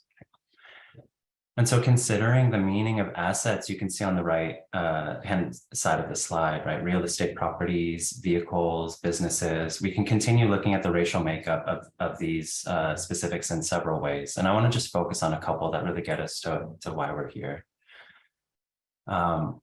I bring up home ownership, right, because we're talking about questions of land and real estate and property, right? So according to the US Census Bureau, for home ownership rates by race, the 2022 home ownership rate for white households reporting single race was highest at 75%. The rate for Hispanic households was 48% ownership, and the rate for Black households was lowest at 45% ownership. And one thing I want to highlight, because again, the sort of a way that in which I approach this, or that we approach this at OBI, is okay, what are the kind of policies and practices that perpetuate these dynamics, or perhaps don't quite destabilize them or change them fundamentally? And so on the right-hand side of the slide here, you can see that this is a pretty persistent gap. Over the past 50 years in particular, even after changes to policy itself that tried to affect really targeted, racial justice inflected change. So, and from this, we can discern a really clear theme here. So specifically, the Black-white gap in home ownership rates was the same in 2020 as it was in 1970. And this is just 2 years after the passage of the Fair Housing Act of 1968. Right, which sought to explicitly end racial discrimination in the housing market. Right, and so to me, it's sort of, this is a reminder of not just the need for such concerted efforts to actually fundamentally change material conditions, in this country, but also to really push them as far as possible, because clearly there's a sort of mismatch here that's that we haven't quite addressed just yet, right? And so getting to the question now of another type of land ownership, or another type of real estate set of real estate interest, is farmland ownership in the US. And so, now we're starting to get to the question of what our work and focus on food systems affords here, right? Because here too, we get a sense of the structural, foundational, and historical experience of othering, and a sense of how race in particular has historically inflected such processes and dynamics. So these stats and charts are pulled from actually the Farm Bill work that we've done at the Othering and Belonging Institute before, where we talk about this piece of agricultural and food policy, and really situated within the actual conditions of the US right now. And so one thing that we highlight is these couple surveys that were put out over the past few decades. There hasn't been one in the past decade or so, but this is the Tenure, Ownership, and Transition of Agricultural Land survey. It's a sort of rare survey that doesn't measure who farms land, but rather who owns the land that's being farmed. Right? And so this study, right, it's a study of agricultural landowners, and it's conducted by the USDA, their Economic Research Service, and a couple other sort of parts of the USDA. And the survey provides data about land ownership, income, debt, etc. Basically net worth when it comes to farmlands.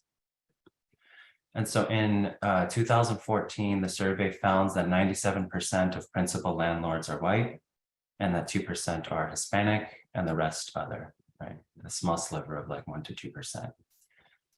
15 years prior, the only other survey of its kind was the 1999 Agricultural Economics and Land Ownership Survey. There's like efforts to kind of get these surveys going because data collection, reporting, and accounting is such a key part of this work as well, right? Like imagine if these statistics didn't exist or weren't collected as such, right? So this survey found that of all private US agricultural lands, white people accounted for 96% of owners, 97% of all agricultural value. This is on the order of $1.1 trillion, and 98% of all acreage.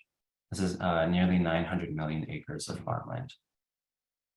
So conversely, Black, Native American, Asian American, Latinx, and other people accounted for only 4% of the owners, 3% of all agricultural value, 2.8% of acreage of all agricultural lands.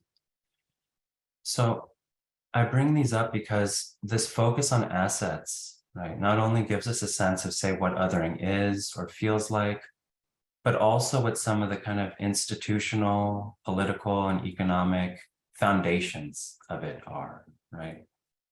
It gets us to understanding how some peoples have been historically situated that they're more able or less able to ride out these experiences of economic precarity, right? say a medical bill comes, or family bill, or family member comes to one in need, right? How much are we able to shift and accommodate accordingly? How much do we have the sort of assets, the material foundation to rely on in order to meet those needs day to day, right? And so again, this focus on assets gives us a sense of what othering is and these kind of foundational, historical, really material dimensions of it.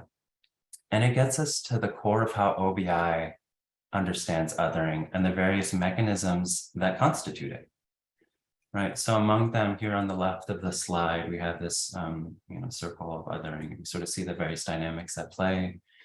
And we can kind of get a sense of how this informs the drastic disparities that I just recounted, right? So the processes of violence, of segregation, of opportunity hoarding, citizenship, all of these through which access to land and capital have been historically foreclosed for so many people.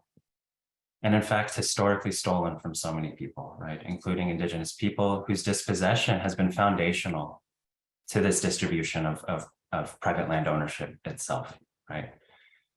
And I want to share a quote from, this is me being like, okay, how do we really kind of connect the work of Othering and Belonging Institute and these notions of othering and belonging to how people have understood these concepts and practices and need for a sort of really deep take on belonging, like over the years, right? Prior to and in excess of, right, our institutions and the various places that we work. So here I want to share a quote from Frantz Fanon, who may be a sort of familiar name to some of you all, but he was a West Indian political philosopher. He's from the French colony of Martinique, and his work has become influential in the fields of post-colonial studies, of Marxism, of critical theory, and his words and organizing among anti-colonial activists has really spoken truth to anti-colonial and anti-racist struggles before, during, and after his time, right? And so it's just one quote in particular that I want to speak to, right? Because for me, this encapsulates what we mean by belonging in this context, right? So for a colonized people, the most essential value, because the most concrete, is first and foremost the land, right? The land which brings them bread and above all dignity. And so for me, this is like another kind of accounting of belonging, right? One that accounts for really the deep sense and experience of othering through which society is organized as such, right? And so, this is the potential power of fostering belonging through food systems work in particular, right? Because this is like what I really love and appreciate about our work, is because it always gets us back to questions of land in really important and profound ways. Whether that's the exact part with which we work, but it's always a part that's connected to our work. And in fact, when we're talking about regional, sustainable, equitable economy, like food systems, right? It necessarily gets us to that question. And so again, doing so through a deep understanding and what it takes to get us there. And so toward these ends, I want to take us to OBI's definition of belonging, right? This is Frantz Fanon's, right? A certain genealogy of this work. I want to take us to how we in our present moments and our present conditions are articulating this, right? So I'll read the definition at length here. So belonging, as OBI defines it, means meaningfully participating in the design of political, social, cultural, and economic structures that shape one's life. Right? And this is the right to both contribute and make demands upon society, upon political institutions, upon economic institutions, and so on. Right? So this is what's meant by the language of co-creation. Right? Not simply a sort of voice in the process, but rather meaningfully deciding and defining what the process is, who it's accountable to, what conditions it's accountable to, and so on. And so at its core then, structural belonging, and again, this is the language of OBI, but one that we all hold in various ways. Structural belonging holds a radically inclusive vision because it requires mutual power, access, and opportunity among all groups and individuals within whatever that container might be. Right? The society, an organization, a club, right? Across all scales. And I'll sort of get into that in just a moment. But this is really what these frameworks kind of compel us to really take seriously. And so with this, we get a sense of not only how concerted and comprehensive our approach must be, but also some of the tools through which we can advance such work, right? And so this is the other, or one of the components that you all covered this morning, was that of targeted universalism, which I'll invite us to think about in a couple of ways as they relate to food systems.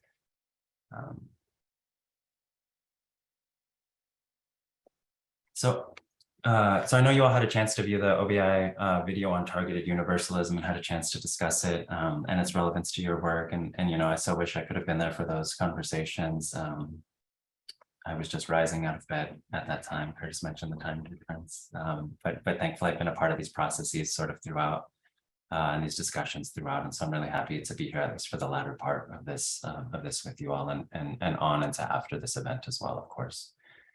So here I want to reiterate targeted universalism in really simple terms, right? In its own simple terms, and then clarify its significance for us in light of these profoundly deep issues of othering that these concepts afford us. So in short, targeted universalism framework, only the goals are universal, but the implementation and its processes are targeted, right? It's different from targeted policies in that targeted policies start with targeted goals. Conversely, targeted universalism seeks to raise all groups to a common aspiration point, even though it may take different paths or efforts to achieve that goal, right? So again, the kind of key point here is universalist aspirations that we can collectively determine together, and recognizing what sites of intervention, what sites of kind of co-creation really help us toward that, right? And something I'll kind of emphasize here is sometimes, the whole world isn't available to us in our everyday, right? Sometimes we only have a small pocket with which to work, right? And so that's a kind of key part of it that I want to emphasize, is that this is the sort of targeted component of it. It really gets us to think about turning what we have into what we need, right? Turning what's around us into what we can make best for us. So here, in this light, I want to emphasize the quick why and how of targeted universalism, especially as it relates to efforts to advance belonging in and through food systems.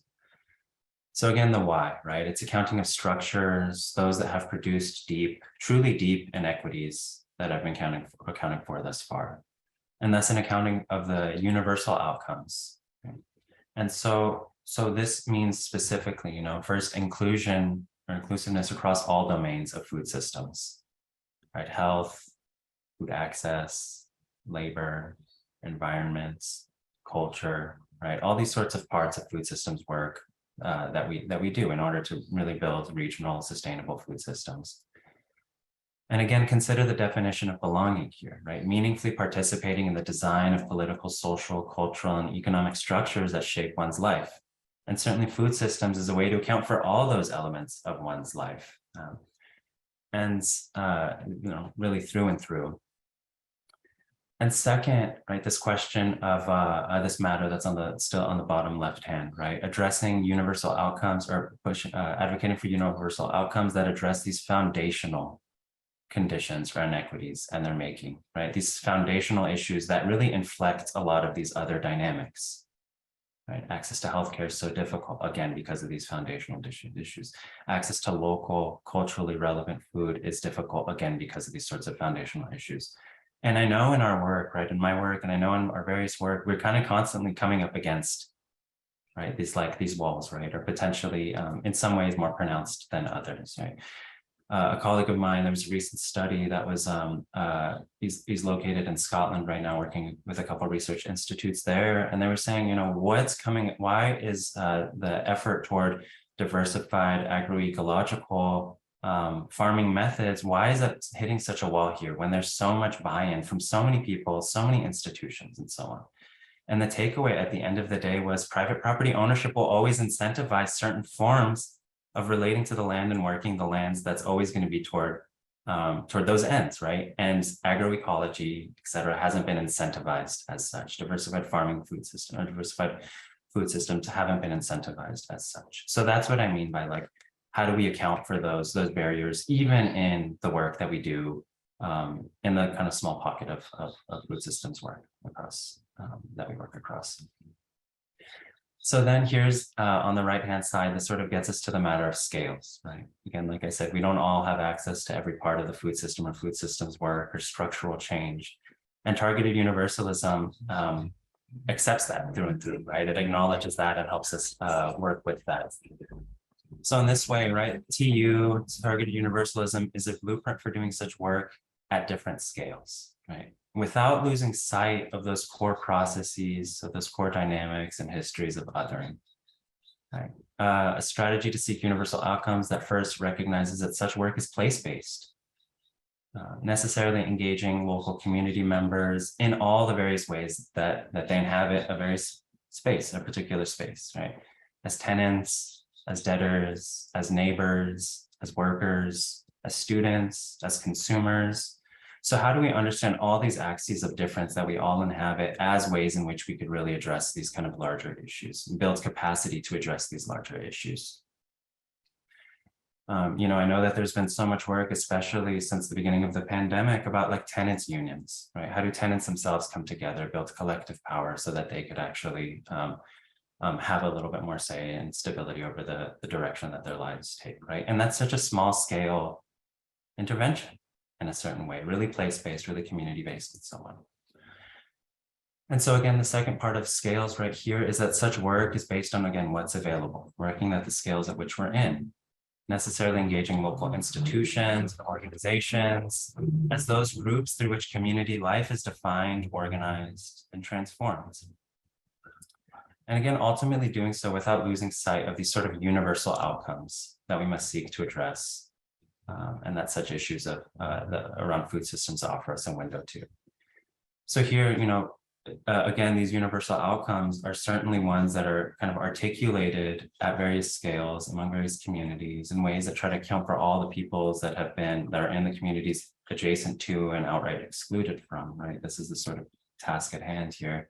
But some that have really become prominent, especially over recent years, there really is a kind of growing consensus around them. As almost North Stars for some of this work is, right, what does universal healthcare look like? What does universal housing look like? What sort of changes must these universal outcomes demand, right? Collectivization of of property ownership and so on, right? And the point here is really being bold in our universalist aspirations, recognizing all the people that have come before us and around us that are similarly as bold in their universalist aspirations, and having the courage and clarity to advocate for such things with what's available to us in our everyday, right? And organizing ourselves in targeted ways towards such ends. Right? So here, it's almost like, you know, part of what's so empowering about this work is not just our own individual struggles, but recognizing how connected they are, right? And it's in those kinds of interstices and connections that is almost the most empowering part of this work, right?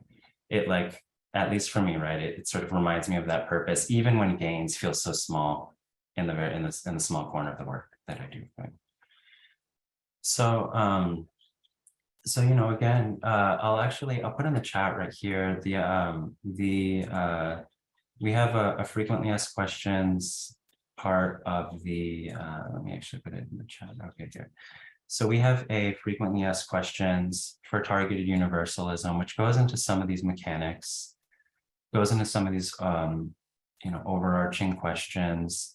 And there's one in particular, you don't necessarily need to open up the link, but just kind of bookmark it for yourself. But there's one part that I want to direct our attention to, and it's about, you know, what do you mean by situatedness? It's a question about 4/5 of the way down. This is the question here. What do you mean by situatedness and focusing on structures and institutions rather than people and groups, right? Because here I started with, you know, these sorts of inequities or disparities along axes of race, ethnicity, and so on. But the universal goals aren't explicitly naming those, right? That's not the sort of leading edge of this work, in part because the ways those inequities have really shaped life for all of us. And because consensus building is such an important part of this work. And so with this question here, we answer that that a step in the targeted universalism process calls for an analysis for the reasons for disparities in outcomes observed, right? Again, analysis of the reasons for the disparities and outcomes that we observed. And so analysis, consensus building, measuring outcomes, et cetera, this is all part of work along the way. And so again, just kind of keep that for the side. We can dive into it more if you wish. But really, I hope this has sort of been a useful, at least introduction to it in this part of the day together. So again, there are so many rich examples of fostering belonging through such means, right? Through such frameworks, whether they occur under such name or not, right? And this is past and present at scales big and small. And that I hope we can draw from and get into, and I'm of course familiar with some more than others, and I'm sure Curtis, Karen, and so many of us here can speak at length about them and have been a part of them. And really, this is I think the beauty of such a space, that I hope we can share these strategies, experiences, and visions together, right? And that my role here can be like, okay, how do we actually kind of hold these together in a way that helps us see that we're all really trying to achieve similar things. And so, I'm sure we'll get into some of that in the discussions and breakouts, but for now I'll end here and again, share my gratitude for being in the space with you all, and again, for the invitation. So thank you so much.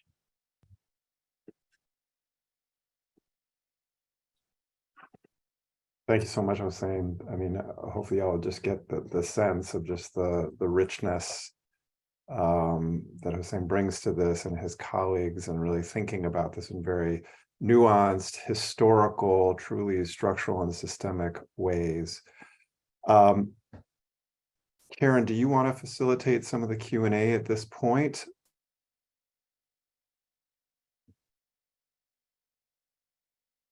I'm not sure about your connectivity.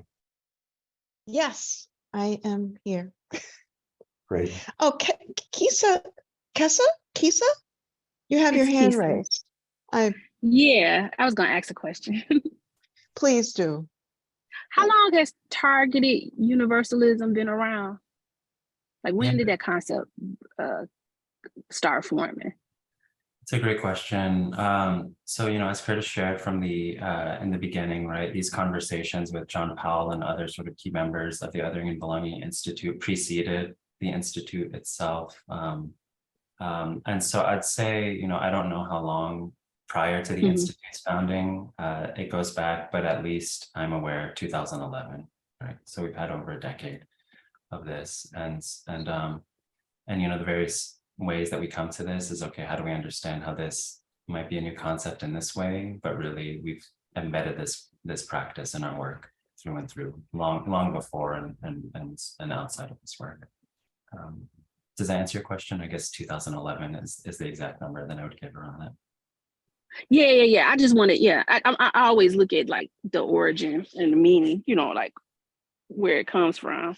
But I do, so I appreciate, like, I'm intrigued by it. So I'm gonna dive deep into this because I can see it working, but I want to understand more about the mechanics and see like where it fits. Because I know for me, it fits in those spaces where we're there to serve, like in certain institutional spaces for certain people, it will work really well if they're really there to like, hey, we're here to help the community, even though we're part of this institution, like I can see that helping. Yeah, absolutely. One thing, and we constantly have, I so appreciate these questions and reflections, because we constantly have conversations internally about TU, right? Where and how it's most applicable, when it's most effective, and so on. And I think your point here put such a fine point on, like, okay, it might make sense when there's an already constituted body that wants to perhaps invite more people in, or perhaps change decision-making structures or accountability structures within it. But sometimes, what relevance or what role might TU play with people that have been historically excluded from such whatever governing or decision-making bodies and so on, right? So to Yes. to be explicit, right? Like if I'm doing community organizing among, say, tenants or other folks who've been part of the prison industrial complex or whatever sort of dimension of society, you know, targeting universalism might not be the leading edge of the way with which I approach people. Conversely, right, we have to recognize that that's a necessary component of how we engage and approach and collaborate with those decision-making entities that do inform our day-to-day lives, right? So there's a kind of, again, really place-based accounting of this that accounts for difference in ways that's pretty nuanced and really dependent on context.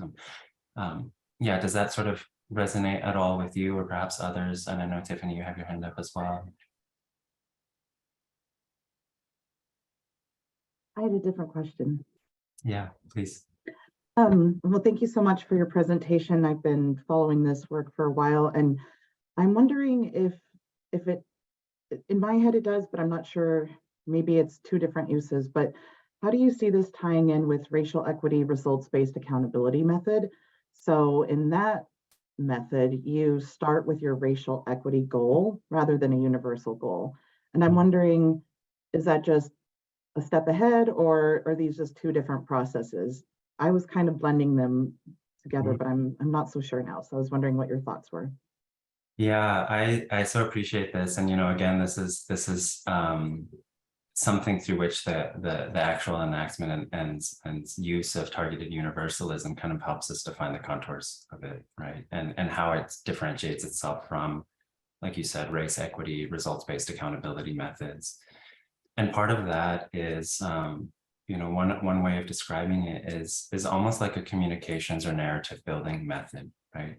That a lot of these racial equity results-based accountability methods get such blowback, in part because what's missing is an accounting for how we all come to benefit from such work, right?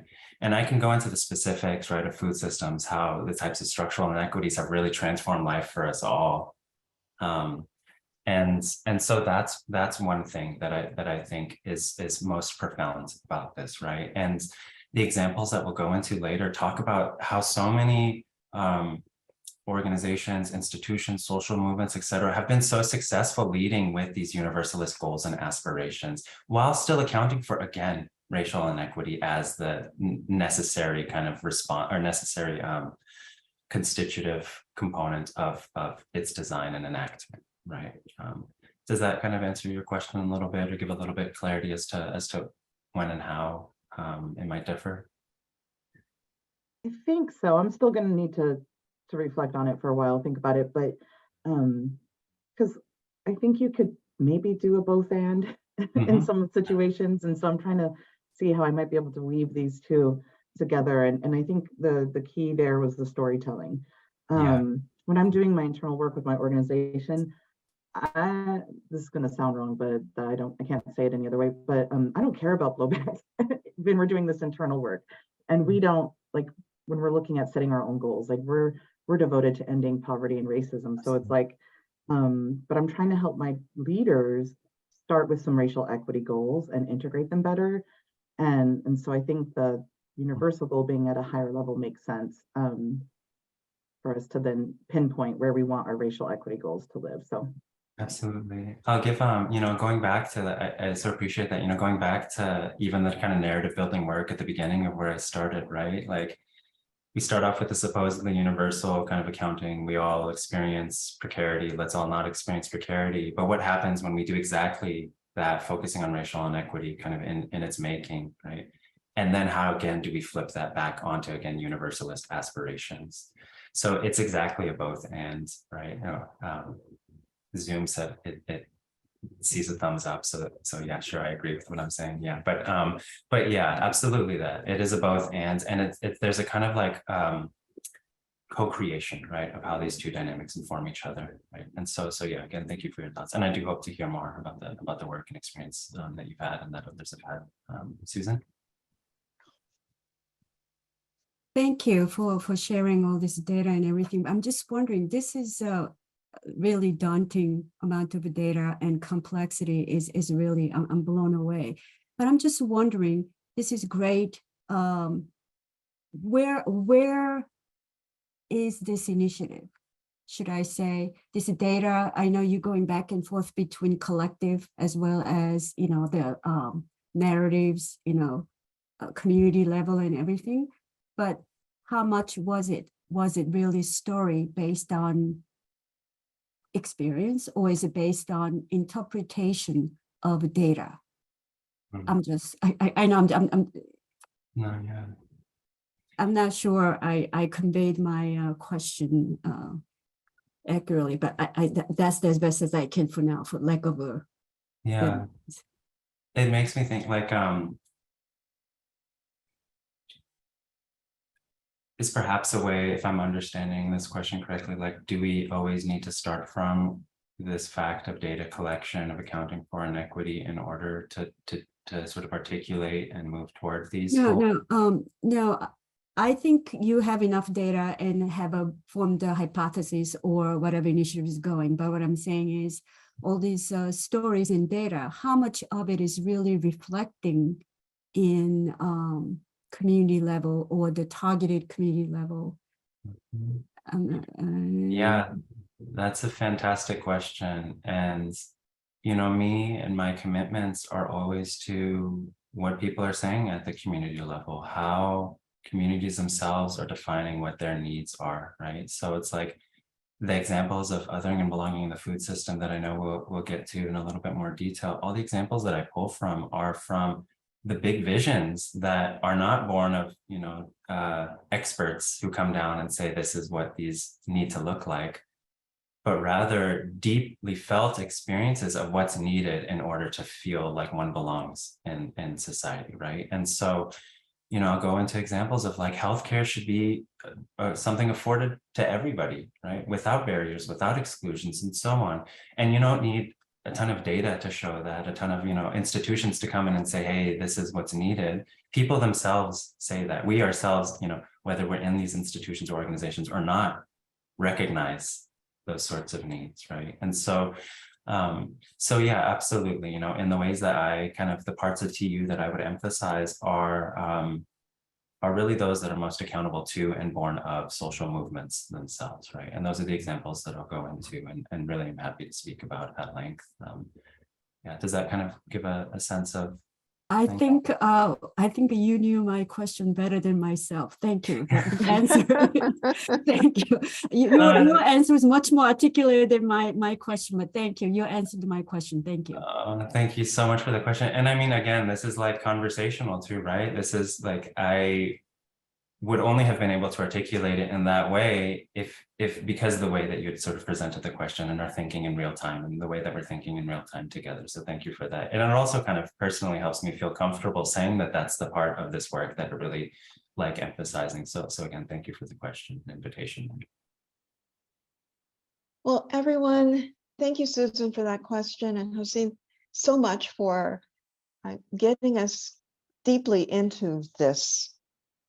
And we'd love to have an opportunity. We'd like to give you break time together. And so we're going to do 15 minutes, Shane, 4 to 5 people, so that you can reflect, you know, which experiences of othering that have been mentioned so far speak to you in your place of work, home, your day-to-day life, and which struggles for belonging covered today speak to you, your work, your home, your day-to-day.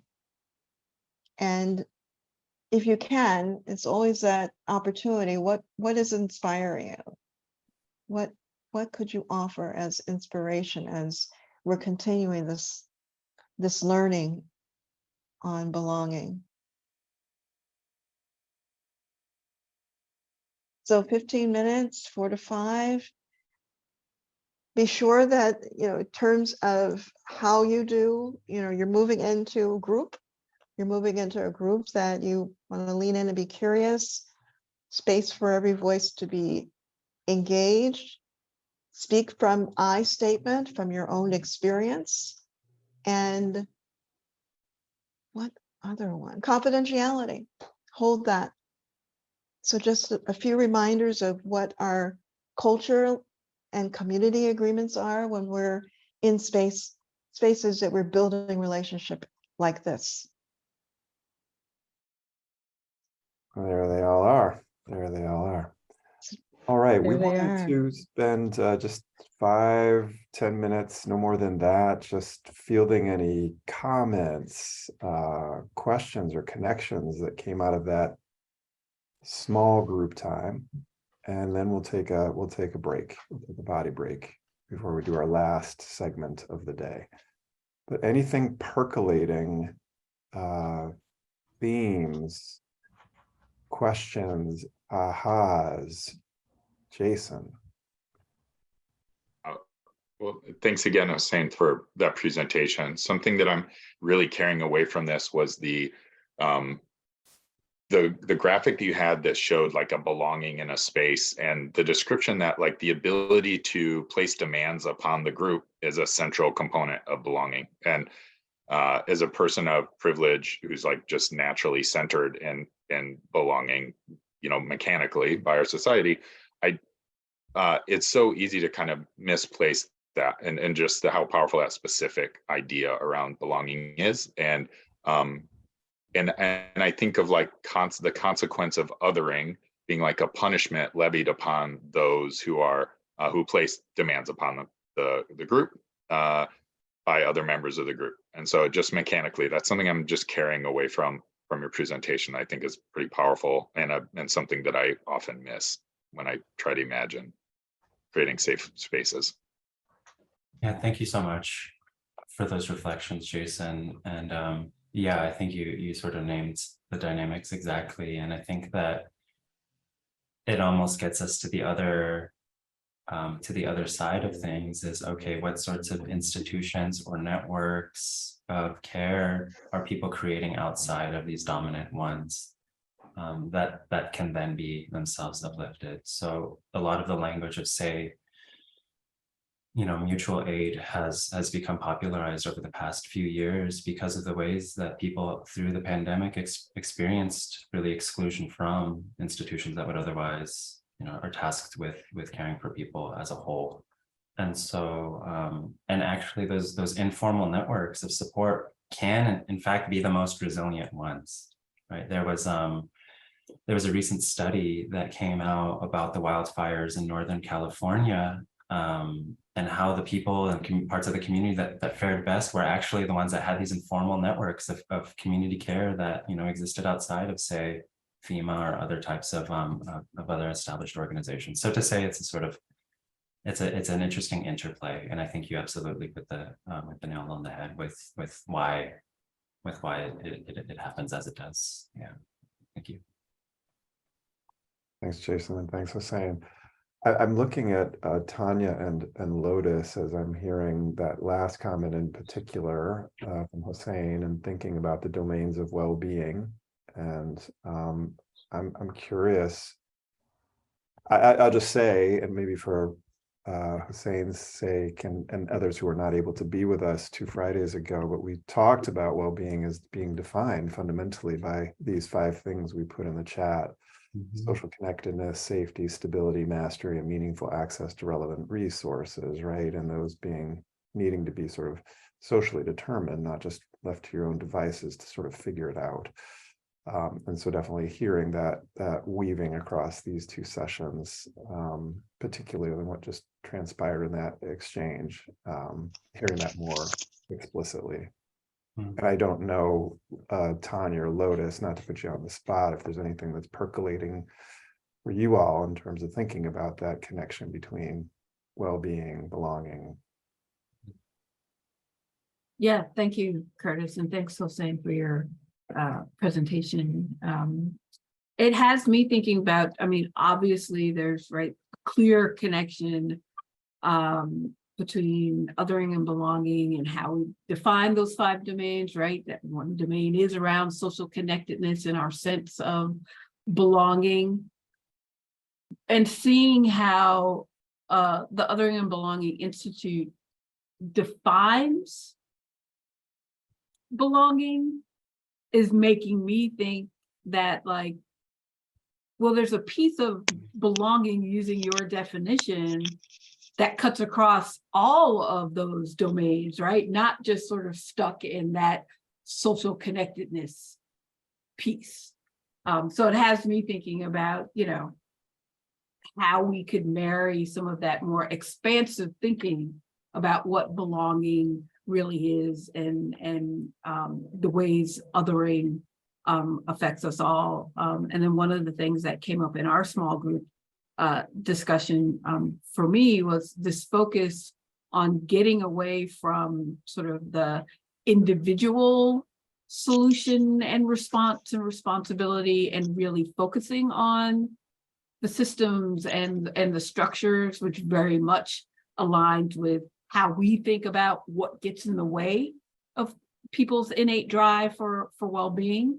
And just to see the like stark contrast of those different kind of media blurbs, right? And the response always being, well, you know, here's how you can save more money. And like, no, that's not really the issue we're talking about. So that also seems like a really good connection for the work. Thank you so much, Tanya, for your comments. And, you know, I'm thinking about your point here alongside Jason's, and in relation to the discussion of well-being that you kind of crystallized in the chat, Curtis. And, you know, if we were to just hold on to well-being in those terms, right, in those kinds of perhaps exclusionary spaces that Jason, you mentioned or gestured toward, right, those are all possible within such spaces, right? One can feel well-being within a space or community or city or township, whatever, at whatever scale or in whatever institution, right? But that doesn't necessitate that everybody feel well-being everywhere, right? And I'm sure this is places where the conversation went, but this is where precisely what you mentioned, Tanya, where belonging kind of cuts across that, because the way that we describe that in OBI is a world in which we all belong, right? So we know that certainly in these sorts of fundamental inequities, plenty of people feel like they belong, plenty of people feel like a sort of sense of well-being and stability and so on. But how do we actually kind of connect these larger structures to the sort of uneven experience of that, right? How do we account for that in this work? And so this conversation makes perfect sense to me, and I hope that these connections are sort of just as sort of important and exciting for you all too. Lotus, you have your hand up.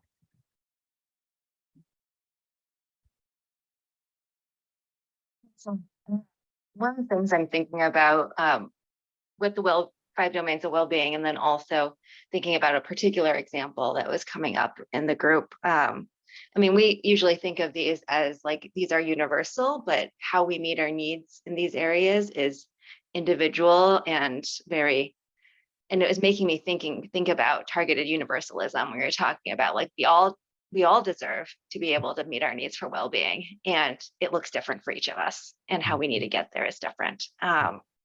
So maybe think about that. I was also in our small group, Monica had shared some work that she was doing in Western Massachusetts having to do with housing, and like people not making making just a little bit too much to get on the wait list. And I didn't share this in the group, but I was thinking about it, like, you know, if we think about it as like a universal goal, like everyone deserves housing, then would we have limits?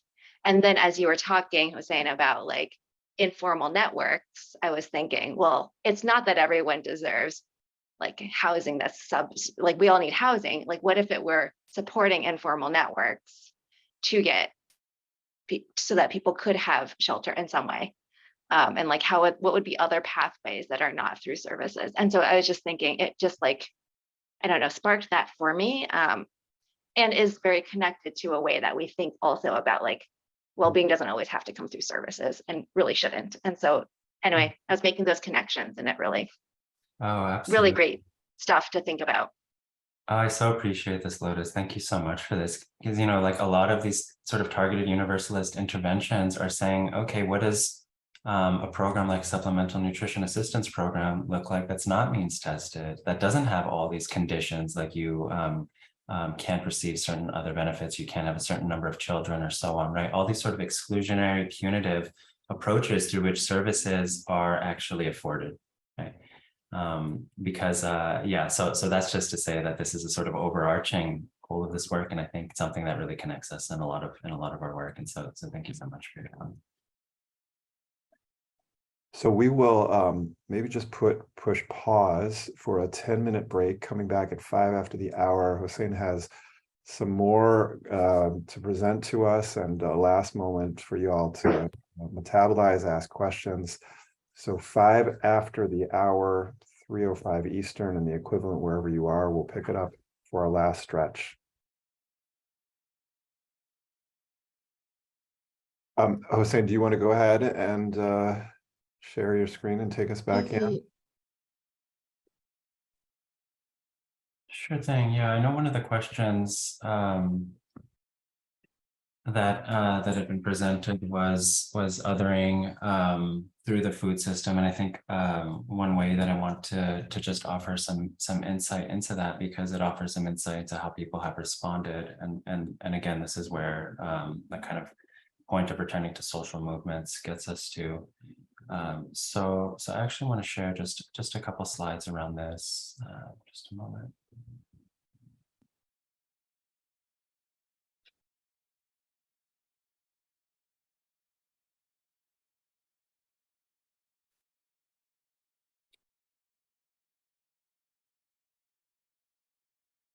Okay, here we go. So mostly I want to just discuss like the realm of the domain of work that I do is in food policy, right? And so you know, I sort of listed a number of facts of disparities, right, but didn't really go into their making, right? And so an account of their making is what affords us a sense of how to intervene, or the extent of intervention that's necessary, right? So I just want to give an example here in terms of how US food systems policy has facilitated the kinds of precarity that we accounted for. And so just a quick sense of what the Farm Bill is, this premier piece of legislation of food systems policy in the US. It's a multi-year omnibus bill, and it has a number of provisions and funding programs, and it supports agricultural production, nutrition programs, which you touched on a second ago, conservation programs, rural development, and so on.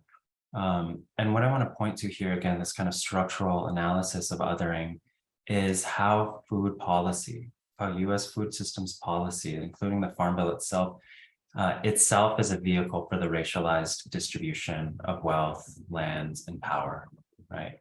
It's not just sort of bad actors or bad apples or you know, kind of individual people or corporations to target, but rather a sense of how this is built in, right? And so you know, a lot of interest groups come together and shape the Farm Bill itself. It's this big unwieldy thing, and some of the programs that kind of take the lion's share of funding are nutrition programs, crop insurance, and commodities. And I'll say what I mean by these sorts of things, but the main kind of dynamic that I want to point to here, right? This piece of Farm Bill legislation that was established, or food systems legislation that was established during the farm crises of the 20s and 30s, in the wake and amidst the Great Depression, right? A moment of pronounced precarity, that the Farm Bill had a certain role early on, and that this role had changed over the years in ways that led us exactly to where those stats are that I offered up. Right, so in short, this kind of transformation that we can account for, right? And this transformation was through political consensus, right? This isn't just one party taking the reins of this, but this is rather just the sort of, again, structural piece where we all sort of had buy-in in this throughout the years. So the main transformation over the years is the 1933 Farm Bill, the very first Farm Bill, and the 1996 Farm Bill, which is this period of great welfare reform, where all these sorts of support programs for communities, for farmers, for consumers, and everybody, this was all drastically reformed through the Clinton administration. But what had happened was early on in the 30s, these programs, these federal support programs, looked like the subsidization of production and consumption, helping farmers with price floor or price support programs, keeping a vast grain reserve so that the price would never be too depressed, paying farmers to idle their land so that they wouldn't inundate the market with too many goods and service, or too many goods. that this all changed over the years to the subsidization of agribusiness profits, to the sort of supporting of corporations, such that corporations and private interests were the ones that benefited from how US food policy came to actually support or not support farmers. And so the specific dynamic at play here, and again, this will kind of get us to like how people have understood the depth of the problem, right? The specific dynamics at play here was, on the one hand, the dismantling of price controls and supports, which drove prices down, allowed corporate buyers to come in and profit off of really heavily subsidized commodities, right? Prices that were artificially inflated because the government was paying the difference, right? And that corporations were able to secure such profits and secure their power over producers by buying artificially cheap commodities from farmers, with the government footing the bill. And the second kind of dynamic at play across these 60 years, right, from this kind of early moment of really profound New Deal era supports to the 1996 welfare reform programs, was a lot of deregulation that took place in the food system, outside the food system. But of particular interest here is how these processes of deregulation left farmers really vulnerable to market fluctuations, the type of precarity and economic inconsistency that we opened up with. You know, the type of market fluctuations caused by speculation, price volatility, the profit motives of corporate buyers, and so on. So even farmers themselves didn't fare well. But the point I want to make here is that alongside this erosion of federal farm support programs and increasing corporatization of food systems, right, the sort of dominance of private interests, that farmers of color faced greatest hardship relative to white farmers. And that we could even think of this in other terms, right? In the sense that, I'll sort of lead with this number here. I'll lead with this number here that US Black farmers lost $326 billion worth of acreage during the 20th century as a result of these types of diminished support programs. And this is actually a study that came out of UMass Boston just last year, Dr. Dania Francis, who's written extensively on how a lot of the supports that were afforded to white farmers and other such farmers that were wealthier, that had consolidated land holdings, weren't afforded to people of color to ride out these waves of instability, of economic fluctuations, and so on. So that's where we get this great land loss over the century. And so, right, we can understand this in really explicit terms. Every period of economic hardship has been a period where white property ownership and net worth has been consolidated, right, through depressions, recessions, trade wars, corporate control, and so on. And that the Farm Bill, through its selective application of how farmers are supported, facilitated that process. And so what I want to get to, what that looks like in present day and how this affects us all, right? Again, this sort of universal accounting of what we can aspire toward is that the specific types of ways that the Farm Bill facilitated this work, and I hope that this is still, you know, and interesting in this way, this is so profoundly important to this, is that a lot of those supports that farmers did have, from commodity support programs to crop insurance, basically the extent of federal farm support for farmers, was to support the wealthiest, largest, and most industrial-oriented agricultural operations. So even broken down per capita, broken down on a sort of sum total basis, any sort of way that you cut it, that a lot of these farm support programs did this work by supporting historically the people who held the best farmlands and the most farmlands. And so if I were to answer exactly why we all lose out from these dynamics, again, these sort of racial inequities, is that nearly all federally funded farm support programs are towards such ends. So from research funding to crop subsidies to conservation programs, federal supports are heavily weighted to support large-scale production of commodity crops. Wheat, corn, soybeans, and others, things oriented toward global markets and not necessarily toward the communities within which these production operations exist, right? So an industrial profit-oriented system. And so why does that affect us all, right? Because efforts to, because they point to the need for, of efforts to open up capital and this farm safety net to a wide range of farmers and farm practices that have historically been excluded and diminished. Okay? So sustainable and organic farms. There's so much pushes to expand federal support programs to include organic farms, diversified and agroecological farming, which we know our communities, our environment, our climate can all benefit from. Programs to support specialty crop farms like vegetables, fruits, and so on. Programs to support underserved farmers, including military veterans, women, legal immigrants, farmers of color, and so on. All of these programs to expand these federal support programs, which have historically benefited the few, again, to the expense of us all, right? So this is the sort of legacies that we're dealing with that sure we can understand it one way through racial inequity, but another way through what are the conditions required to create the food systems that we need for sustainable communities and sustainable climate and so on. So that's the bit there. And, you know, I can go into, it doesn't feel necessary to go into sort of more detail in terms of the food and agriculture policy piece right there, but I just wanted to give a sense of how racial inequity lends itself to really structural conditions that are a disservice to us all, right? And so this almost begs the point of like why we need to have universalist aspirations, right? With this, again, deep accounting. So those are the only slides I wanted to share for there. I'm really happy to really discuss things in any direction we want to take things, including how people have pushed back and done things otherwise. But yeah, Curtis, I'll sort of hand it back off to you. I'm not sure if. Yeah, why don't we,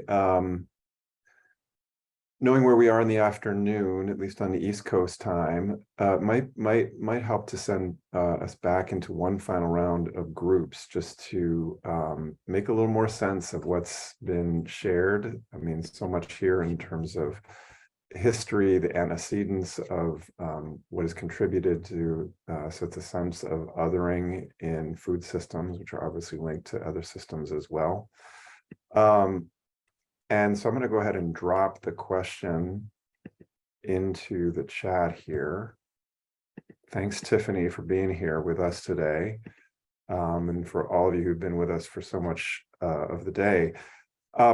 So this is a suggested question for you all to check in on in groups of, let's say 4 to 5, Shane, if you're there, just to get those set up, and even to do this for, say, 15 minutes and see what we come back with in terms of final insights, questions. So with these further examples of othering and belonging historically in the present day, what concrete steps are coming up for you that we can take as individuals, community members, and food system workers and advocates to advance belonging in food and related systems? And that can include whatever you may already be engaged in. So don't feel shy to trumpet your work if it's aligned with this. This is what we want to do, is link and align work, good work that's in this direction. So Shane, are you able to open that for us? Yes, I will open them right now. All right, so about 15 minutes, we'll come back, debrief, and then close. All right, welcome back one last time, at least for today. Karen is in the midst of transitioning to a different location because her phone, she had to move to phone because of the connectivity issues, you know, just another day in a pandemic. And so she'll be back with us in a minute. So you know the rhythm. What we wanted to do is just open it up to see if there were insights, ahas, connections, things that, you know, are starting to ground for you. It's helpful. Don't assume that just externalizing that wouldn't be helpful to others.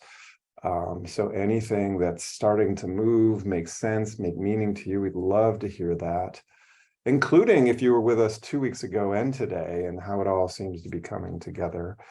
But doesn't have to be that. And then we'll see if there are any last questions for Hossein. Hossein will leave us with a few thoughts, and then we just have a couple announcements and we'll be done. by 4 p.m. at the very, very latest, if not before. So anything you want to share, Mashonda? So I heard I was being called out the last time. I had some audio issues and could not even talk or hear. I'm not sure if I was supposed to share the comment, but I think it can roll into what we just talked about in this group. So what I said at the last group was about how belonging and othering is so ethereal and it's so complex, and it's really hard to, like, where does it even begin? But it has to begin with understanding it ourselves in order to be able to pour out into others. And if we don't have a sense of what belonging is on a interpersonal level, we cannot do it on a grander scale. And so we just have to figure it out but it just always seems so big. And I think I was just saying how all of it just seems so in the air, like these concepts that can be so hard to grasp at times. Mm-hmm. And then what Janice and oh my goodness, I think I can't recall, Miss Wright is the last name. We were talking about belonging at the level of the cafeteria workers don't get to go to the farms to be able to taste the food or to be able to experience the food, but the principal does. And so the principal at a high level only is at a high level. So why would they go to the tasting versus allowing those who are serving and planning the meals being able to go to the farms to be able to test the food for those that have farm to cafeteria in their area? And I hope this doesn't get me in trouble, but I just opposed it for a conference that was held in December that really has an opportunity to further the work that I do with the network that I'm a part of. And I said, well, my leader got an opportunity to go, but I didn't. And it would have been a great opportunity for me to be able to be there to understand more of the work fully, especially with having to share the work with other people to this broader network. And so I think sometimes the dynamics of how we position things, even in just our country, it's always the top gets everything. And the people who are actually doing the work just sits behind and gets the leftovers a little bit. So. Thanks for sharing, Mashonda. Okay. Yeah, thank you. Yeah, thank you so much, Mashonda. And I want to share my appreciation, especially for the first part too, where you'd shared the lived experiences through which we understand what othering and belonging truly feels like, and that's almost more effective a North Star at times than perhaps big ethereal concepts. And these big ethereal concepts can help us make sense of and guide those feelings to be in solidarity with one another and to actually build capacity with one another to affect such change, right? So, but it always does start with our experience, certainly. Kate? Yeah, I just adding to what Hossein just said and Mashonda, and beating the same drum of storytelling, making it real, because the abstractness of these things, until you can tell a story explaining what othering looks like, people can relate to that. But when you just talk about it in the abstract, I find people don't, their brains shut off and they start thinking about what they're making for dinner. So becoming better storytellers and better listeners so we can tell stories better, but make sure we tell stories that are ours to tell. Thanks, Kate. Yeah. Susan? I think this is great. We have all the data that are uncovering how the system, this is a systemic and somewhat this is intentional for the profit or, for those with the privilege and everything. So we all know for everyone's benefit, we need a new system, but new system is not there yet. And in order to make it a transformative move or collective movement, we're gonna have to find a way, just like everyone says, sharing the stories and then put the stories aligned so that training people who are experienced people, and they can take a role in moving it. I think that is really important. So we, with the old privilege to have access to this information, do something about it, we can just help them as only as a convener, not as imposing our ideas on them. I think that was kind of a some summation of what we talked about, and I think that's something that resonates with me. That certainly resonates with me too. Absolutely. Helping them as conveners, first and foremost. Anybody out there have a burning question while we still have Hossein with us that you would like to pose, or a comment still if you haven't had a chance? Vanessa? I'd love to hear concrete examples of like how organizations make change. I know you talked about organizational change. So I'm one of those people that the ethereal is tough for me, and I'm an implementer, and I want to hear like case studies and good examples of things. Do you have any of that?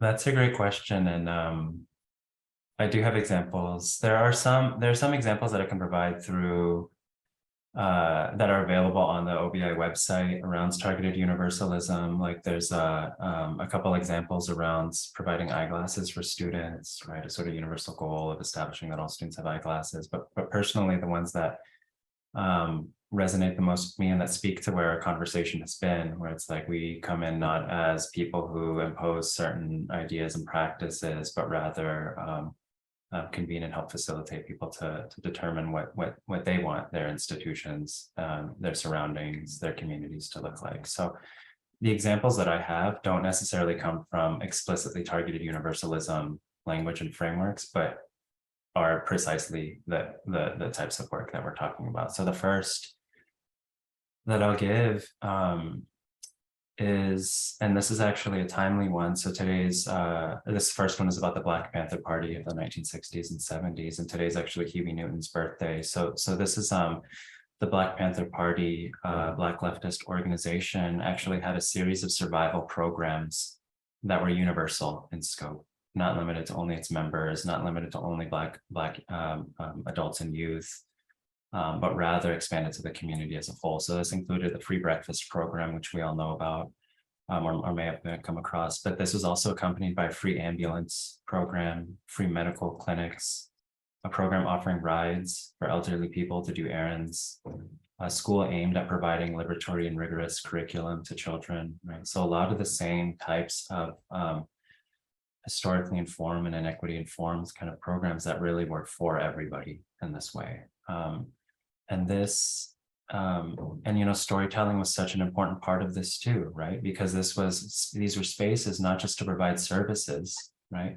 But to build a shared analysis of the conditions people are facing, right? So this again speaks to the point of storytelling, of convening and so on, in addition to creating space for people's needs to be met and for them to meet their own needs in important ways. So, although say the Black Panther Party didn't use terms like food security or food systems or targeted universalism, we might see how exactly they understood the connectedness, that as an important side of such work. Another example that I'll give that's actually of the same era too. So this was in 1970. There was a group called the Young Lords, a New York-based Puerto Rican political group who took inspiration from the Black Panther Party. And they, that year, occupied Lincoln Hospital in the South Bronx. And that was known, this hospital is known colloquially as like the butcher shop, because people, you'd expect to go to a hospital to be cared for and to heal, but this is actually a place where people came down with illness, where people were left of their own sorts of, thank you so much, Amina, for joining. Yeah, so this was a place where people were left worse off. And so actually, a way in which people kind of enacted a universalist mission that was targeted in this way, specific to their conditions and their community, was actually taking over the hospital as such, was barricading themselves inside the facility, demanding safer and more accessible healthcare for the community, the entire community, demands that the hospital administration and local government ultimately conceded to, right? So they led with universalist aspirations that were specific to their circumstances, that understood the challenges and the coming of these circumstances. And again, this goes to our point about like what it looks like when the sorts of care that we receive is non-restrictive, non-punitive, non-exclusionary. They were advocating for this long before, you know, or perhaps you know, we ascribed certain terms or frameworks to it, right? And so there's so much richness that's there. There's a wonderful documentary on their work, but these are some of the examples to your question, Vanessa, that kind of grounds me and understand the long life of this work in really material and place-based ways. Yeah, thank you so much for the question.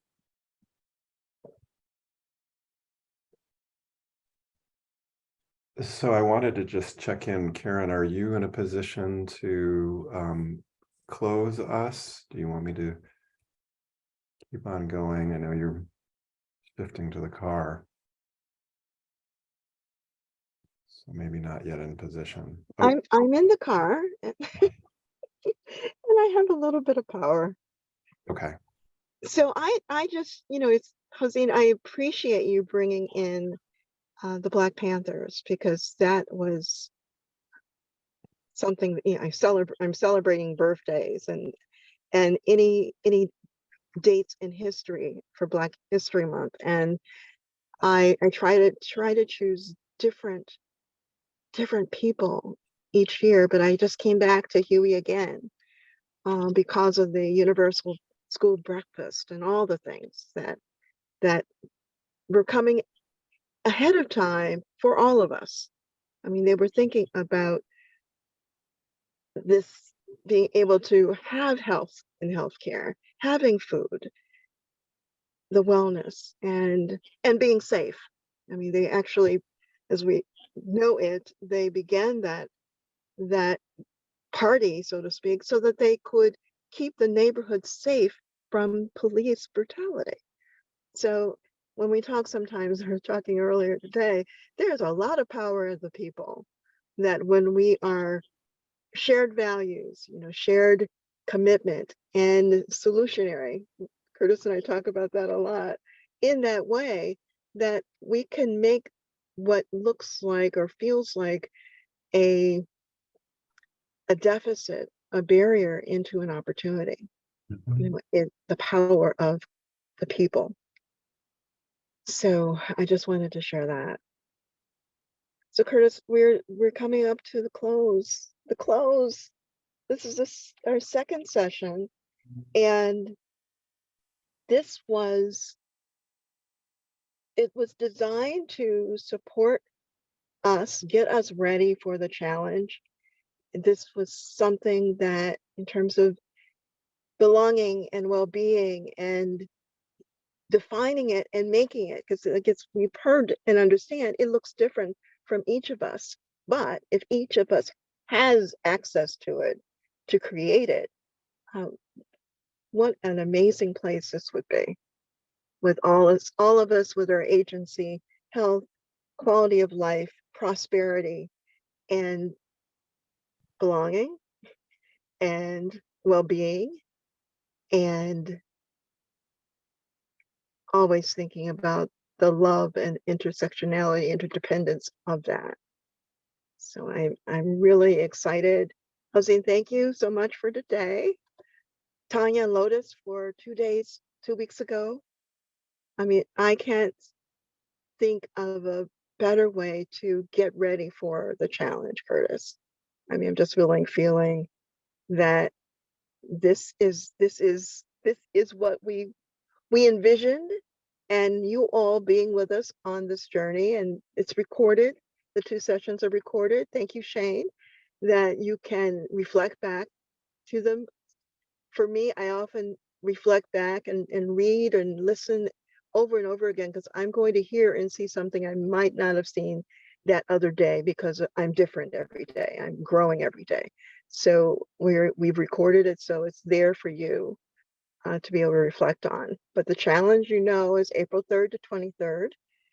please sign up. The QR code is scannable and it takes you right to signing up. So you can do that. And you will begin to get the prompts will come every day, and the Fridays of challenge, you will have another opportunity coming together with people who are taking the challenge, engage in the challenge across the country and internationally as well, and in Canada. So we really invite you to join us again. The theme is well-being and belonging. So you're going to see that threaded through, and in ways of practice, in ways of making it visible and tangible and transferable and usable, touching, feeling, all of that. We're in the process of working on developing and co-creating those for you, for us, for a continued journey together. So Curtis, may I share a quote? I was thinking about birthdays. And yes, one of my favorites is Frederick Douglass. And he was a former slave, actually was able to get to Boston, Massachusetts, New Bedford, and the fishing community, and then up to Boston, where he was an author, an abolitionist. He was an activist, and he was able to go into places and have conversations and build relationships in ways that many were not. Leaning in, listening with curiosity, but always with the fierce commitment to equity and health, wellness for all, especially people of color. So his birthday was Valentine's Day.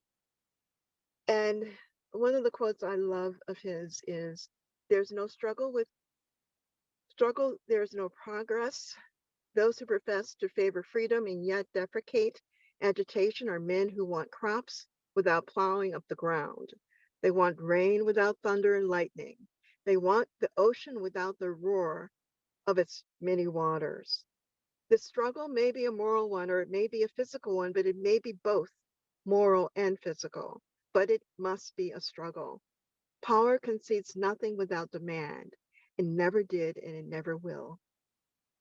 So it may not be what, we wake up and everything is the way we would love it, but in community, in collaboration, we can move mountains, create something different, and really live into, again, the quality of life, the prosperity that we all, the well-being and belonging that we all need and deserve. So thank you so much for spending this time with us, and we will be in touch soon. May the rest of your weekend, as you go into it, be nourishing and fuel you. And may you continue to make networks and weave and weave and weave. Much gratitude. Thanks everyone for being here. Thank you. Stay in touch with each other. Stay safe. Thank you. Thank you so much. Thank you. Bye-bye.